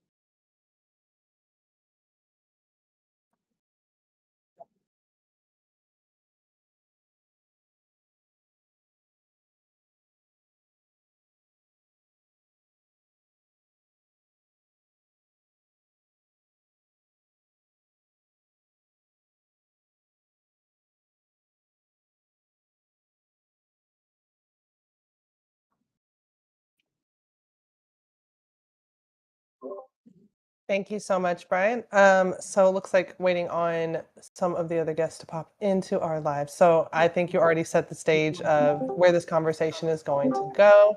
As we talked about, Senator Lucas is the first Black person and the first woman to serve as President pro tempore in the Virginia State Senate. And of course, we have Delegate Scott, who is the first African American to serve as Speaker of the Virginia House of Delegates. So very, very excited to talk to them both. I think AB has now joined the conversation, my sister in the law. Hey, they found me, girl. They found me. Yes. And I believe we also have Senator Lucas, who Yes, can you is see me? no, we would need you to come on camera so we can see your beautiful face. That beautiful face. Okay, Tamisha, I need to hold. Okay, I see the camera right there. Hold that for me.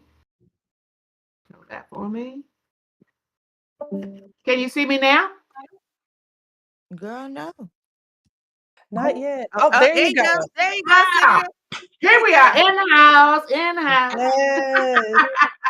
And so we're just waiting on Delegate Scott, Speaker Scott, to join. And so, as Brian has said, as I said, you guys are looking at the first African American and woman to serve as President pro tempore in the Virginia State Senate, which is an amazing historic milestone. And we are so glad to have you. How are you doing tonight?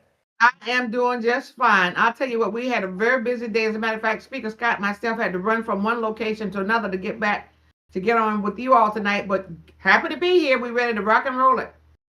Ooh, Love we're so it. happy to have you. Thank you. Thank So you for pulling excited. up on us. Yes, we are very excited for that. And then still just waiting on Speaker Scott to join the conversation. But we can go ahead and, oh, I think here he is There now. he is, Hello. Mr. Speaker. Mr. Mr. Let's do Speaker. this, y'all. Yeah, we Let's got talk some work about to do. Let's do our black jobs. Yes, that is really the theme of Oh this my segment God, he's right getting here. ready to get this thing started. Oh my God. Oh, we're getting it started because that's the theme of this segment. Because as we pointed out, we are sitting here with Black history in just right here. First African American and woman to serve as President pro tempore of the Virginia State Senate, and we have the first African American to serve as the Speaker of the Virginia House of Delegates. And also, this is a D9 evening as well because Absolutely. Got a we Delta got in the house. we got two members of Delta family Sigma affair. Theta Sorority Incorporated. We have myself representing Zeta Phi Beta Sorority Incorporated, and we have Alpha Phi Alpha Fraternity yeah. Incorporated. This is beautiful. Deltas be deep. We be deep. I'm so proud of us. Oh my God, here she goes. Here she goes. Yes. All right. So before AB is feeling herself a little bit too much and this turns into a stroll off, okay? We're just not even going to get into that. I want to kick it off with the first question, and I want to direct this to Senator Lucas. So, we're talking about you and Speaker Scott being, I mean, to be honest, just living Black history, truly. And one thing that we have seen over and over again with this entire special election is the dirty tricks that white nationalists have played with the way they are sending out these mailers. They have used all kinds of misleading information, pictures of Barack Obama, which, excuse me, to say that, oh, you should vote no on this. Even images from the civil rights movement to try to say, oh, your ancestors want you to vote no on this. What are your thoughts on all of these dirty tricks that they've been playing? Well, I just want to start. Thank you for the question, first of all. And I want to just start by saying that I'm going to just be right up front with you. That's the only way I know to be. It's just to come right straight out with it. First of all, in public life long enough to know that a lie that's left standing becomes truth in the mind of some people.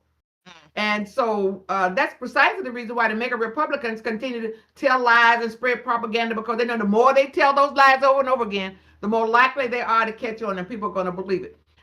And trust me, MAGA is not confused. They know exactly what they're doing because they know that they can keep other people in the dark as long as they keep spinning these lies. And so, but what we're doing here in Virginia, we're fighting back. Let me tell you something. One of the things that Speaker Scott said, and I hold to my heart, is that we do an injustice to our ancestors if we don't stand up to this moment and do the job that is ours to do at this moment. I love it. I'm going to give the next question to AB. I believe you have a question for Speaker Scott. Yes, Speaker Scott, how you doing? And I'm happy to be here. I'm happy to be in the fight, in the moment. It's a privilege to be in this moment, in this fight right now. Okay, I'm excited to be here with both of you. We in front of Black History. I love this. So this is my question. You both actually have spoken about how dangerous and deliberate this kind of misinformation is that's going around.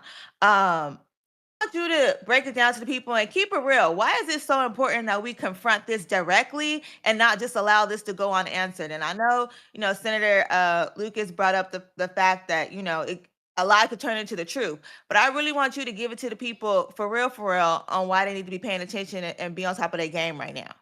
Well, at the end of the day, what they have done is they have re-engaged and propagated images of Jim Crow to try to trick Black people and to trick our communities. And they brought up, the name of our hero in the Black community. They put Martin Luther King Jr. on the flyer. I mean, to try to trick us. And it really shows the real impact that Black voters have. I have said that Black voters are the most important demographic in America right now. We are the ones who, when they try those tricks, we never fall for the tricks. These other communities, they come and they go to and fro, and we don't know where they're going to be when times are in trouble.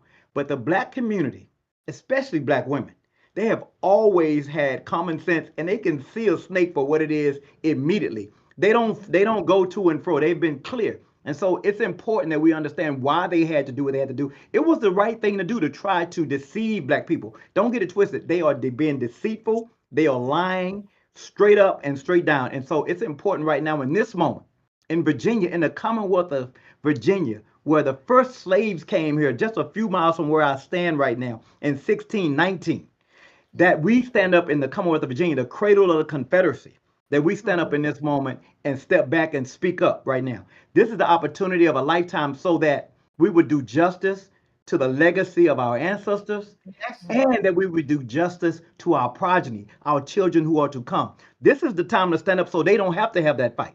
And so I'm proud to be in this moment. I'm excited. I take it as a privilege to be in this fight right now.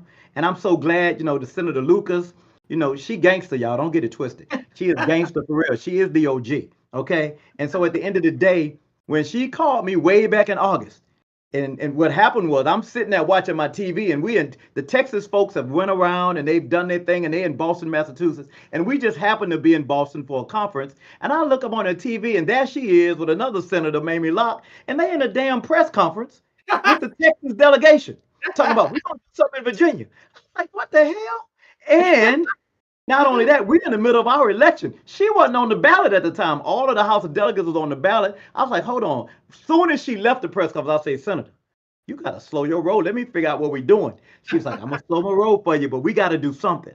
And because of her leadership, her tenacity, her strength, her courage and determination, that's what got us here.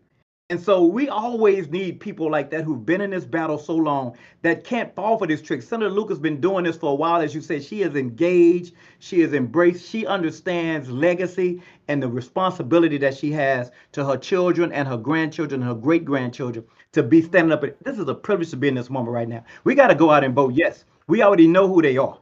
I was riding down the street, saw a Confederate flag waving with some no signs in the yard. I posted it because people don't believe me. We already know who they are and why they're against us.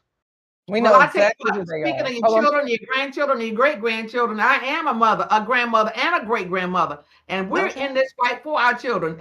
Like Speaker Scott said, every lie about this referendum must be met with truth. Every distortion, all of the propaganda must be corrected, because we are in this fight for our kids and our great-grandkids, and that's being the case for me. Because if we don't, we're going to end up with rigged maps. And people are saying, okay, what you all are doing is gerrymandering. But let me tell you something. If we don't fix this now, they will continue to fix it. And if you don't think Donald Trump would like for there not to ever be another election, right, you better He's think already hard. proven what he'll do. We don't have to guess about what Donald Trump will do. He did it on January 6th. He said, when they said to hang Mike Pence, he was like, I'm good with that. You know, at the end of the day, some of these senators and House of Representative Republicans, they were hiding and cowering in their seats. And now they act like they've forgotten. We haven't forgotten what he will do to keep power. And it's up to us right now to make sure that we level the playing field, keep it fair. California did their part. Texas sounded the alarm. The Democrats said, hey, we got to sound. They were like Paul Revere. One if by sea, two if by land. They were doing their thing. They did what they needed to do. They sent us a warning, and we have heeded it. California did what they needed to do. Now Virginia's going to do what they need to do. And when people always talk about, oh, Democrats are weak, they don't know how to fight back. How you like us now? We coming back, and we not taking the BS. We coming in. We standing up right now in this moment. Right. These are Democrats. I love this. Now that we're fighting, we're the bad guys because we now fight like they fight. You know what? And I tell you what, Speaker Scott and I both come from the same area, and I tell you what, we know how to get down in the mud if we have to. And if they go there, we can go there with them. But I tell you what, we're gonna come out on the winning end. Never wrestle in the mud with a pig. You get dirty and the pig like it. We like it. Okay, see, they said nuck if you buck. So I want to thank both and ready to fight. Hey, That should have been the president over my shoulder. That's Kamala back there. I voted for her. I know that's right. So another member of D9, thank you very much. And so I just want to thank Speaker Scott. I want to thank President Pro Tempore and Senator Lucas for being here. And so I want to remind everybody, early voting is happening now, and it is going through Saturday the 18th, where we want you to vote yes for redistricting and fight back against the MAGA rigged maps. If you don't make it out to early voting, I really want you to. We all really want you to. I might nuck and buck if you don't. But if you don't make it out to early voting for whatever reason, you can vote on Election Day on April 21st. Don't guess. Vote yes. Yes. Vote yes. Vote yes. Power to the people. Awesome. Thanks, everybody. Appreciate everybody doing this. Thank you. So good seeing y'all. All right, just a reminder here, before we move on, if you're in Virginia, make your plan to vote yes right now. iwillvote.com/VA. There you can find your polling place. You can lock in your plan. Everybody else, scan the QR code on the screen. You can make your plan to volunteer, to make calls, to chip in, which will go especially far for folks who don't know this is happening. Every little bit helps. Okay. Next up, I want to talk to, I'm going to introduce our next guests. These are two political voices that are reaching entirely different corners of the political conversation. So Ryan Getty is known for deep policy-focused analysis that cuts through all the noise. And Josiah, the creator of Pondering Politics, known for thoughtful analytical breakdowns that go deeper than the headlines. I'm going to throw it to you guys, and you can introduce your next guest here. So floor is yours. Well, thank you very much. I've got Ryan Getty here, my co-pilot for the evening, and two congresspeople, two representatives, Jennifer McClellan, that I'm going to speak with, and James Walkinshaw. How are you guys? Doing great. Excited, very excited. So thank you all for doing this. No, 100%. Thank you both for being here. This is a super important referendum. This is a super important time for voters to be engaged and understand what's happening and the stakes of this referendum. Yeah, 100%. I mean, like, we're talking about, an actual, mounted defense of democracy in the face of Donald Trump's authoritarian push to steal an election. It's important to remember that he was the one who started this particular fight. The Democratic Party for years has tried to ban nationwide gerrymandering and redistricting. The Republican Party has eschewed every opportunity to do it because they want the right to do it themselves in Texas and red states across the country. But they expect this party to not fight back at all. And the base has been clamoring for this, guys, and you've done it. You're meeting the moment and pushing this. So, I'm curious, Congressman, Congresswoman, if you guys could talk about the significance of this referendum coming up and what it might mean for the upcoming midterms. Yeah, I'll jump in and look. This is a huge day for Virginians, huge day for Americans coming up on Tuesday. The opportunity that Virginia voters will have on Tuesday is to level the playing field.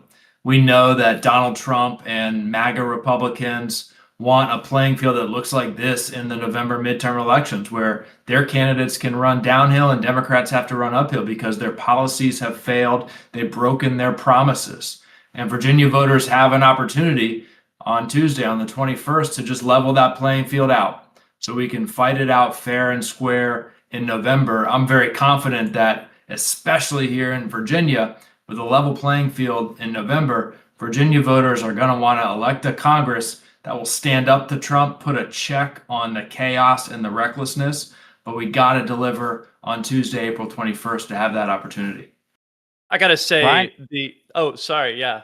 No, I was just going to say that you and I know everything about the uneven playing field because I live in North Carolina and you live in Texas. I was going to tee that up for you. No, that's exactly right. That's exactly where I was going. Thank you so much, Josiah. Yeah, I live in Texas. I've lived in 2 urban cores in this state. I've lived in 3 different places across 2 different cities in Texas. I've never once been represented by a Democrat. Never. Whenever I worked in the state legislature, let me tell you, I was involved with the redistricting process there.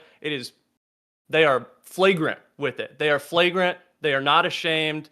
And the Democratic Party is the only party that believes in making elections fair at the national level. And the only way that's going to happen is electing more Democrats. And I just want to talk a little bit about the personal stakes. Representative Walkinshaw, your district has one of the highest concentrations of federal workers in the country. Talk a little bit about what this means personally for your district to have a Democratic majority in the future. And sorry to interrupt real quick. Congresswoman McClellan, can you turn your camera on because it's not showing up yet? Yeah, I'm trying and I'm getting an error message. I apologize for that. It was working before we came in, but I am part of the conversation. And Fair enough. Fair enough. Yeah. I'm sorry, Representative Walkinshaw. Go ahead. Sorry about that. Yeah, I was just going to say, I represent 50 to 60,000 federal workers. There's 300,000 in Virginia. Congresswoman McClellan represents a bunch of them as well. And look, the DOGE chainsaw slashed through Virginia jobs and Virginia's economy by some estimates as many as 40 or 50,000 job losses. That's direct federal employees, small businesses, contractors who worked at USAID or Department of Education. And while Trump and Musk and DOGE were doing that, the Republican Congress, including the Republicans who represent Virginia, rather than standing up for Virginians, they were waving their pom-poms, cheering every step of the way. And Virginians know more than anyone how much damage this Trump administration and this MAGA Republican Congress have done. And part of their power grab, the reason they're gerrymandering in Texas, gerrymandering in Florida, is they want to continue doing damage to Virginia. They want to continue harming our federal workers, our small businesses, our contractors. And what we need to do to stand up to them is win in November. To win in November, we got to have a level playing field. We can deliver that by everyone getting out and voting on April 21st. Representative McClellan, you're on camera now, so we see you and we hear you loud and clear. I'm curious, representing Virginia's 4th district, obviously the stakes couldn't possibly be higher for not just the country, but in particular, your district as well. Like, what is the effect of Trump's attacks on affordable healthcare in this country? Because besides the economy, healthcare has been one of the prevailing issues top of mind for voters across the country, particularly in the last year with the Trump administration, refusing to extend the Obamacare subsidies that President Biden oversaw. Can you explain what the stakes are for your constituents?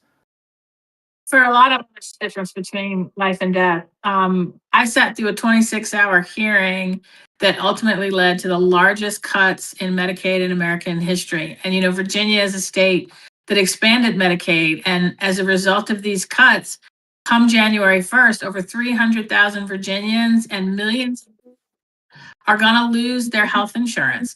We saw that because Republicans would not extend the enhanced premium tax credits under the Affordable Care Act, millions of Americans are at risk of losing that health insurance. And that's not hyperbole. We've seen already 33,000 Virginians who either didn't renew their coverage or they dropped their coverage because they just can't afford it. These are small business owners. These are farmers. These are working class people who, some of which are having to choose between, am I going to pay my healthcare bill or am I going to pay for gas? Am I going to pay for at a time when you see ground beef now costs more than the federal minimum wage? And then on top of that, first of all, you have a Secretary of Health and Human Services who's a quack, and who He's is about to be a decimating. podcaster too, Representative. He's about to be Too a nice, Jim. part-time secretary, full-time podcaster. So we have that to look Well, forward just to. don't let him near any animals of any kind. But Yeah. he's decimated the workforce there, including, look, this is Black Maternity Week. I almost died giving birth to my daughter 11 years ago. So this is really personal to me. And the very data that is used to track our maternal health crisis, to track how well policies are working, to inform policies to address this crisis, they've been eliminated. And it's so there are hospitals that have closed. And again, Republicans will say, oh, Democrats are just fear mongering. When we said these cuts are going to cause healthcare centers, hospitals, especially in rural areas, to close. And they're like, you're fear mongering.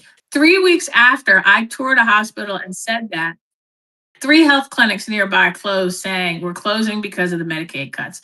So millions of Americans can't afford to go to the doctor before they get sick, to keep sick. When they get sick, they can't afford to go. And he's only making it worse. And this is what's at stake. This is why we need a House Democrats in control. Speaker Hakeem Jeffries will say, we're not only going to fight to ensure we have access to healthcare, we're going to fix our broken system so that whether you're in rural Virginia or rural America, urban America, suburban America, no matter, where you are or who you are, you will get access to the care you need when you need it and not go bankrupt. One of the things that's been discussed is, you mentioned the importance of having, Democratic control of Congress, and then hopefully in 2028, you pair that with a Democratic president. One of the things we hear a lot about is, whether or not there's a meaningful difference between Republican control and Democratic control. So, Congressman Walkinshaw, I'm curious if you want to speak more to that about what the American people and what Virginians in particular, but again, the American people writ large can expect from the consequences if this referendum passes and you all are eventually able to level the playing field and take control of Congress, what that might mean for the American people in the final years of Trump's presidency and then beyond with a Democratic president. I'm in my 7th month in Congress, and it didn't take me very long to figure out what the agenda is for Trump and the MAGA Republican Congress. It's very clear and simple.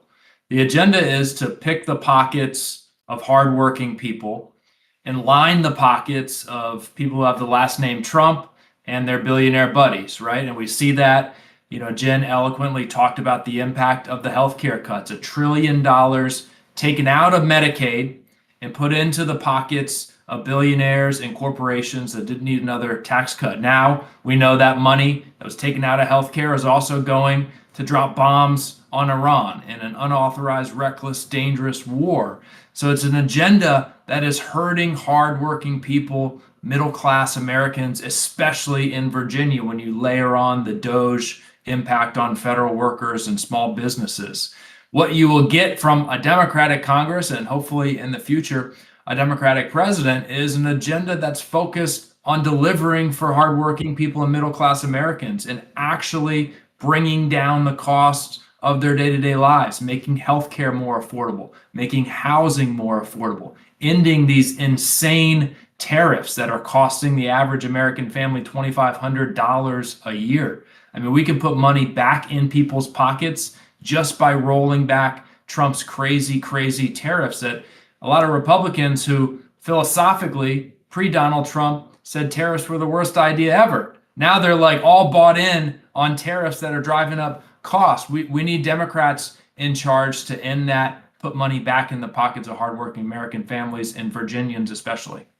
Before I toss it over to Ryan, I just want to close the loop on this and emphasize that we're waiting to hear from the Supreme Court of the United States in a really important case called Louisiana v. Calais. And according to MAGA influencers like Sean Spicer, they believe, and based on the tenor of the oral arguments, it's a reasonable suspicion that the conservative supermajority will act to basically further gut the Voting Rights Act, which could also allow Republicans in red states across the South to further entrench their power by, shredding these majority-minority districts. So again, it's really important that this referendum in Virginia pass so we can level the playing field, because this right-wing Supreme Court is likely to try to screw democracy in the future. Sorry, Ryan, just wanted to throw that in there to really emphasize the stakes. Great. I really liked what Representative Walkinshaw said there about what the MAGA Republican agenda is. It's picking the pockets of average people. We saw the kinds of people that this administration is working for. It's not the people of Virginia that lost their jobs because the Trump administration decided that they weren't important. It wasn't average Americans. It was the people who sat behind him at his inauguration, the billionaires and his family, and all the people that are making money off of this administration. And the people that are making money off of this administration aren't the people that are having to worry about gas prices going through the roof because the Strait of Hormuz is blockaded through this war of choice.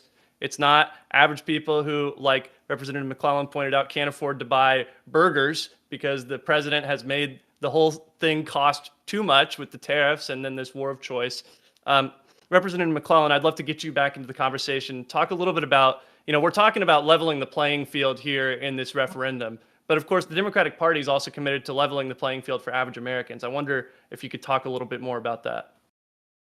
Yeah, absolutely. And first, let me remind everybody what happened when North Carolina did and how it made a difference between what we're seeing now. Remember, Democrats were 4 seats away from the majority, and North Carolina took 3 through redistricting. So even though more Republican incumbents lost than Democratic incumbents, we were 1 seat short. Well, now we need 3 seats. And the difference was that big, ugly law that has made everyday, everybody who's just trying to live their life, who says, I just want a job that is going to pay my bills, give my kids an opportunity to get a better life than me, live in safe, healthy communities in a planet. And all of that is out of reach right now for so many Americans, rural, urban, and suburban. And in Virginia, we worked really hard over the years to expand access to healthcare, to expand access to voting, to expand fairness to people, to expand, eliminate discrimination. All of that at the federal level is under attack. And to the point about voting and the Voting Rights Act is about to be gutted, remember, this is the president who has said he doesn't want to sign another bill unless it's the Save America Act, which would require every single person to prove their citizenship before they can vote through documents that cost money, which is a modern day poll tax. And these are the same folks that are decrying us fighting back.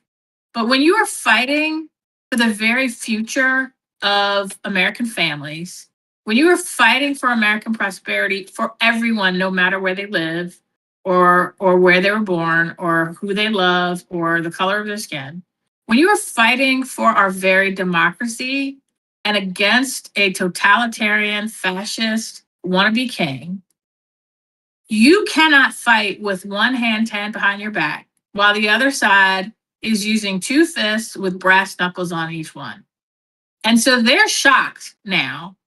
And our colleagues who are now crying foul didn't say peep when North Carolina redistricted, didn't say boo when Texas redistricted, didn't say a word when Missouri eliminated the 1 seat held by a member of the Congressional Black Caucus. And now they have the gall to try to lie to Black voters in Virginia and say, this is going to hurt Black voters. It's not. And don't believe the very people who are trying to dismantle the progress of the civil rights movement, including the Voting Rights Act. So that all of the progress that we have made, not in the past 4 years, not in the past 10 years, not in the past 50 years, but in some cases in the past 100 years, all of that progress is on the ballot on April 21st. When we vote yes, we will send a message. We are fighting back because we're leveling the playing field, and we're going to bring our 2 fists and our brass knuckles to this fight because there's too much at stake to let you all cheat. Awesome. Well, thank you, everybody. Appreciate you all being here, and thank you for all the work you all are doing. Thank you. Thank you so much. All right, everybody. Before we jump to our next conversation, we want to hear from somebody who has been on the front lines of holding Trump accountable and a former Republican member of the House of Representatives. Congressman Adam Kinzinger was one of the few Republicans who were willing to stand up to Trump, and he served on the January 6th committee in the aftermath of obviously that horrific event in an effort to defend our democracy. He couldn't be with us live tonight, but he wanted to make sure that Virginians heard directly from him about what's at stake in this moment. So let's take a look. Hey, friends of Virginia, Congressman Kinzinger here to remind you that there are only a few days left to make your voice heard and to ensure that Donald Trump and MAGA Republicans are not able to wield unchecked power in the House of Representatives for 2 more years. Early voting's open for just 2 more days, so Friday and Saturday, and election day is Tuesday, the 21st of April. This is your moment to show up. So across the country, there's a growing fight over who holds power and how elections are decided. What happens in Virginia right now will help to shape what comes next. I know everyone says this for every election, but this isn't just another election. It's about making sure that voters, not politicians, have the final say. By voting, Virginians have the power to protect fair representation, support a balanced system, and ensure future elections are decided on a level playing field. Trump and his MAGA Republicans have already run this playbook in Texas, North Carolina, and Missouri, and they're working on doing so in Florida as well. Now's the time for Virginians to stand up and to fight back against this desperate power grab. They know a wave is coming in November, and they know that their actions will have consequences at the ballot box, which is why they're desperately trying to do these things and these desperate tactics. At the end of the day, it comes down to something simple, that your voice matters. So make a plan. Don't wait. Go to iwillvote.com/VA right now. Vote early or show up on election day, because when more people participate, our democracy is stronger. Now is the time to make your voice heard.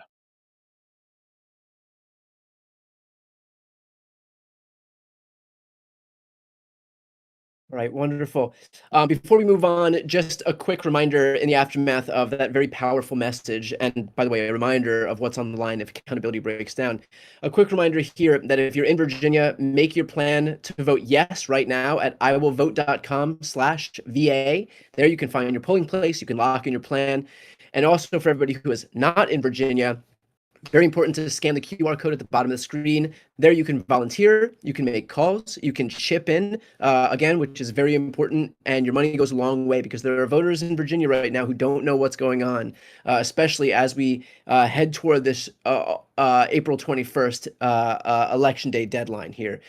Okay, now on to our next guests. We are continuing the conversation. We've got Congressman Eugene Vindman and Congressman Don Beyer joining us now. Congressman Vindman is a retired Army officer who served in the National Security Council. He's been a strong advocate for veterans, for national security, and for defending democratic institutions. Congressman Beyer represents Northern Virginia, a longtime business leader and former lieutenant governor who's now serving in Congress, where he focuses on economic policy, innovation, and protecting consumers. And speaking with them, leading this conversation, are 2 friends of mine, 2 voices that I am very excited to introduce. It's Luke and Tim Fullerton from the Find Out podcast team, reaching a rapidly growing audience by having real, unfiltered conversations about politics that resonate with people who don't normally tune in to traditional political media. So congratulations on what you guys are building, and happy to pass the floor over to you.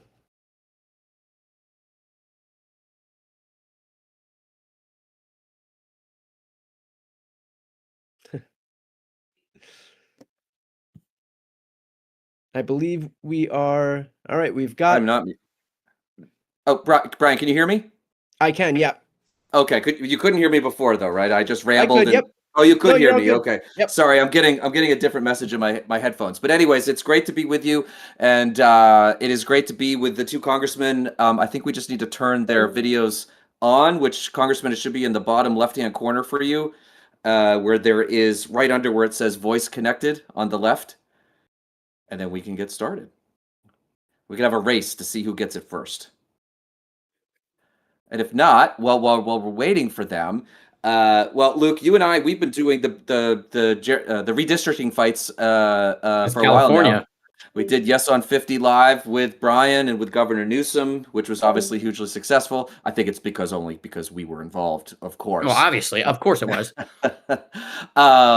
But this one is just as important. And I think, everybody is saying like, well, it's only one seat. What is only one seat? Well, today in the House, the U.S. House of Representatives failed to pass the War Resolutions Act by one vote. One vote. It was 214 to 215. So if the new maps had been in place 2 years ago, likely had another Democrat in there, that number would have, well, I guess it would have, no, that would have flipped it. So it just shows how important one vote can actually be.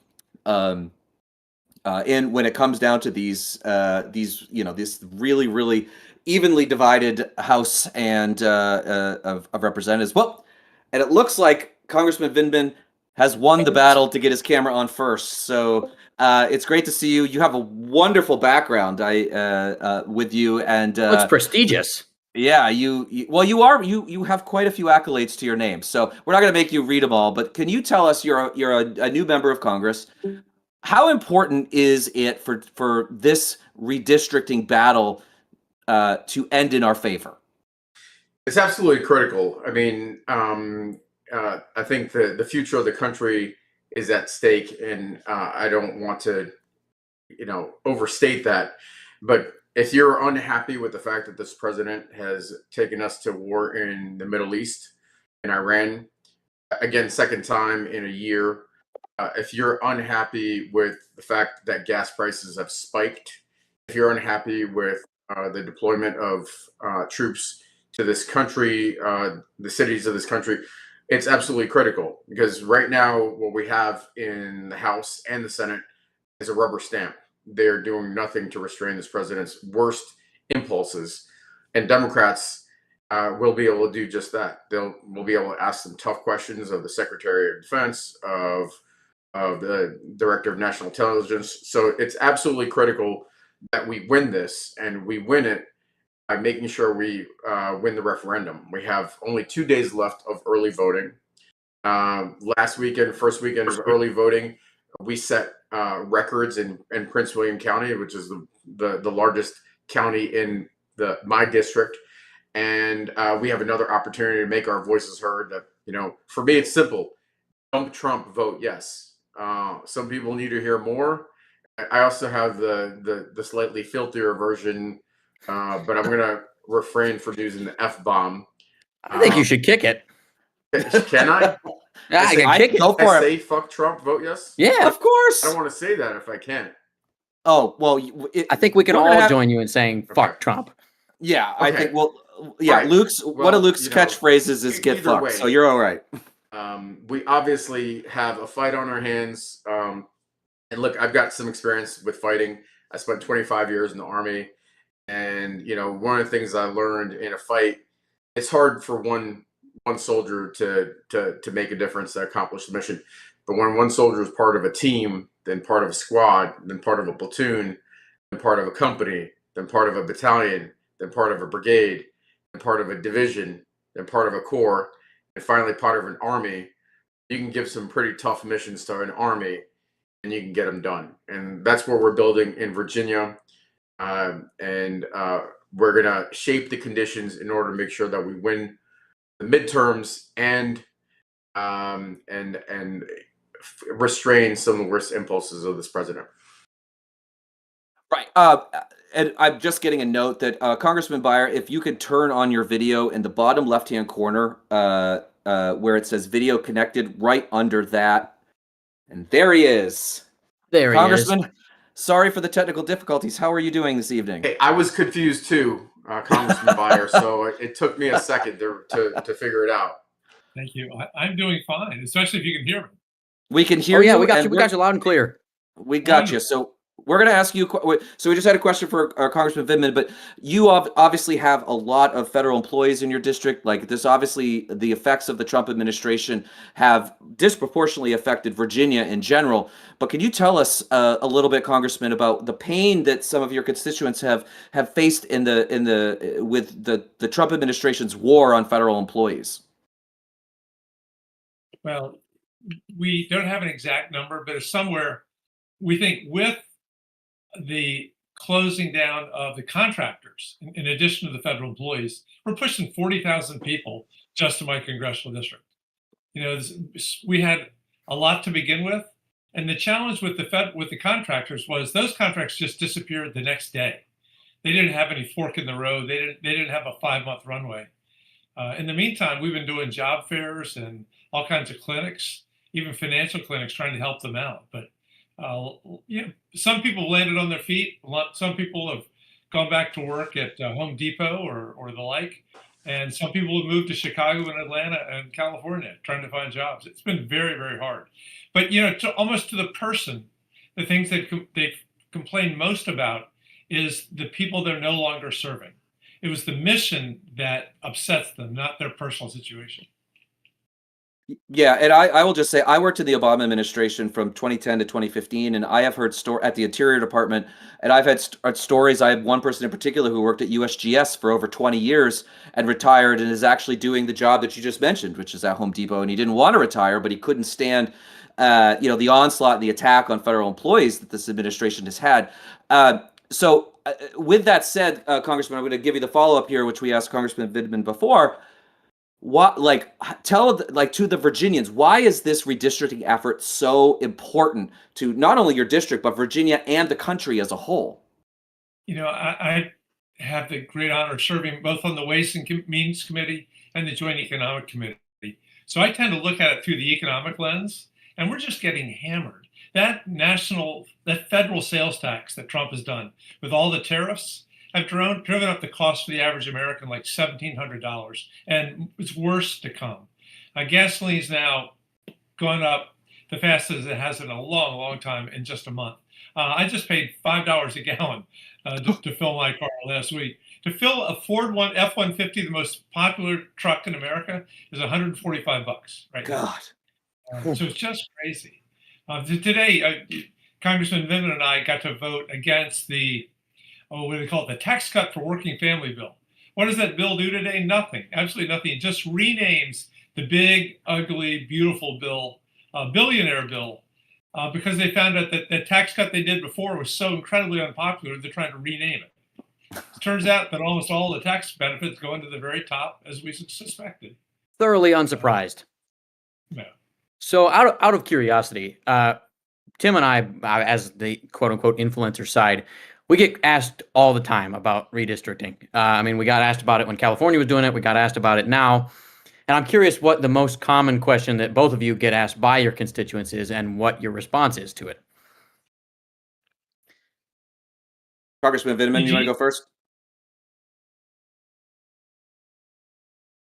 Well, if not, I'll jump in. Yeah, go for it, Congressman Beyer. Go ahead. Only because, you know, I led for 12 years this bill called the Fair Representation Act, which would get rid of gerrymandering. And you know, I was an enthusiastic supporter of our constitutional amendment 4 years ago to get rid of it. But we just cannot roll over and let Trump take 5 seats in Texas, 3 or 4 seats in North Carolina, 2 seats in Ohio. God knows what they're going to take in Florida in a week or two. And one of the things that breaks my heart, one of the most beloved and distinguished members of Congress is Pastor Emmanuel Cleaver from Kansas City, one of only 2 Democrats in all of Missouri.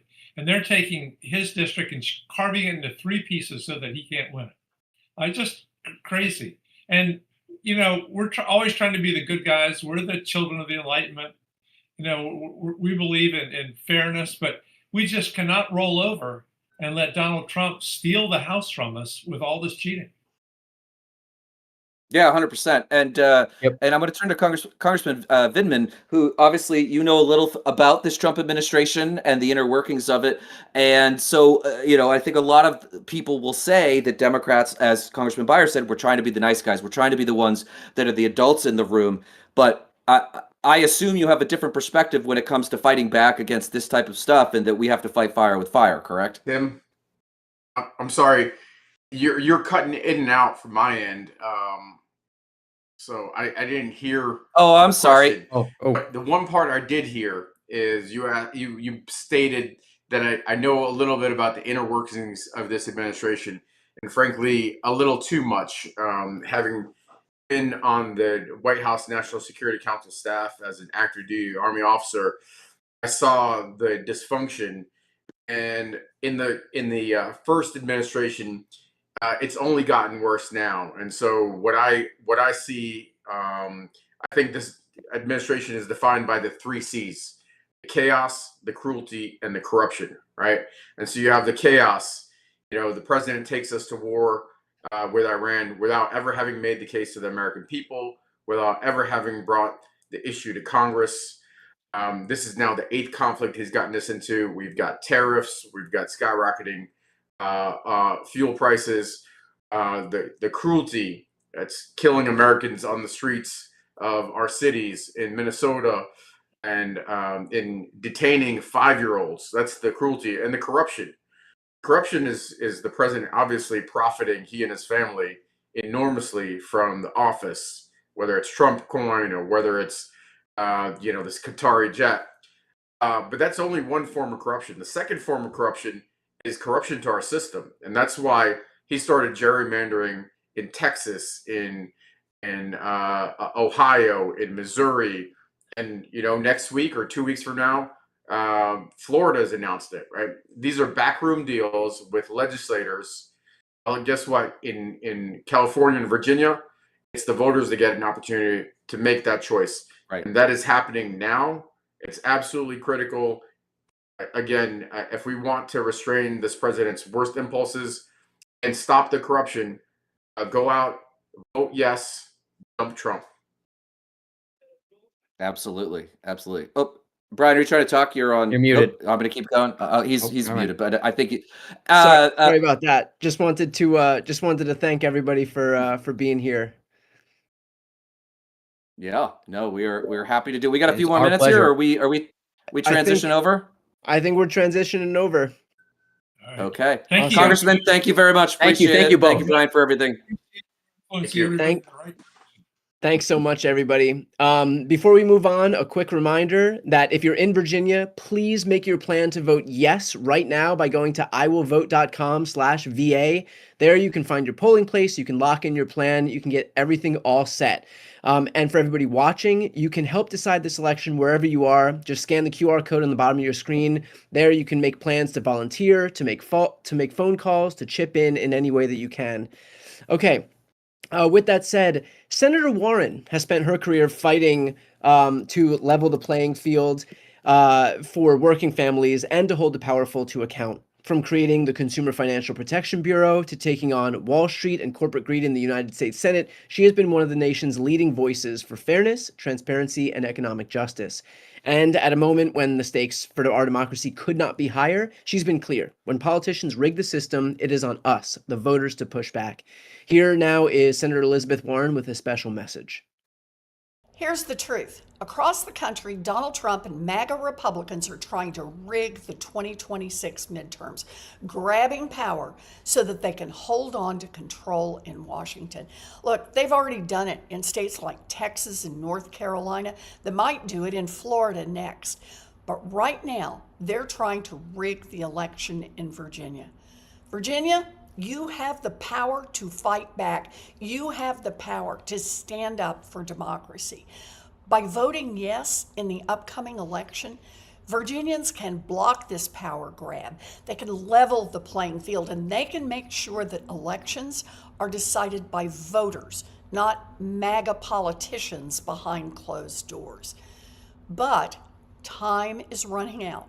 Early voting is open for just 2 more days, Friday and Saturday, and Election Day is April 21st. We need all hands on deck in the effort to vote yes to protect Virginia's independent redistricting system and to put power where it belongs, in your hands. Look, this isn't politics as usual. This is an emergency for our democracy. So please, make a plan right now. Vote early in the next 2 days or vote on April 21st. Let's fight back. Let's protect our democracy. Vote yes. Quick reminder, if you're in Virginia, make your plan to vote yes right now at iwillvote.com/VA. For everybody watching, scan the QR code on your screen. Plan to volunteer, to make calls, to chip in. We're mobilizing voters in real time. We need you in this fight. Before we go, we want to show you something else, because this moment, what's happening in Virginia right now, is not just being felt in politics. It's being felt across culture, across the country. And people are paying attention. In fact, two voices that you definitely know wanted to speak directly to what's happening here. Take a look.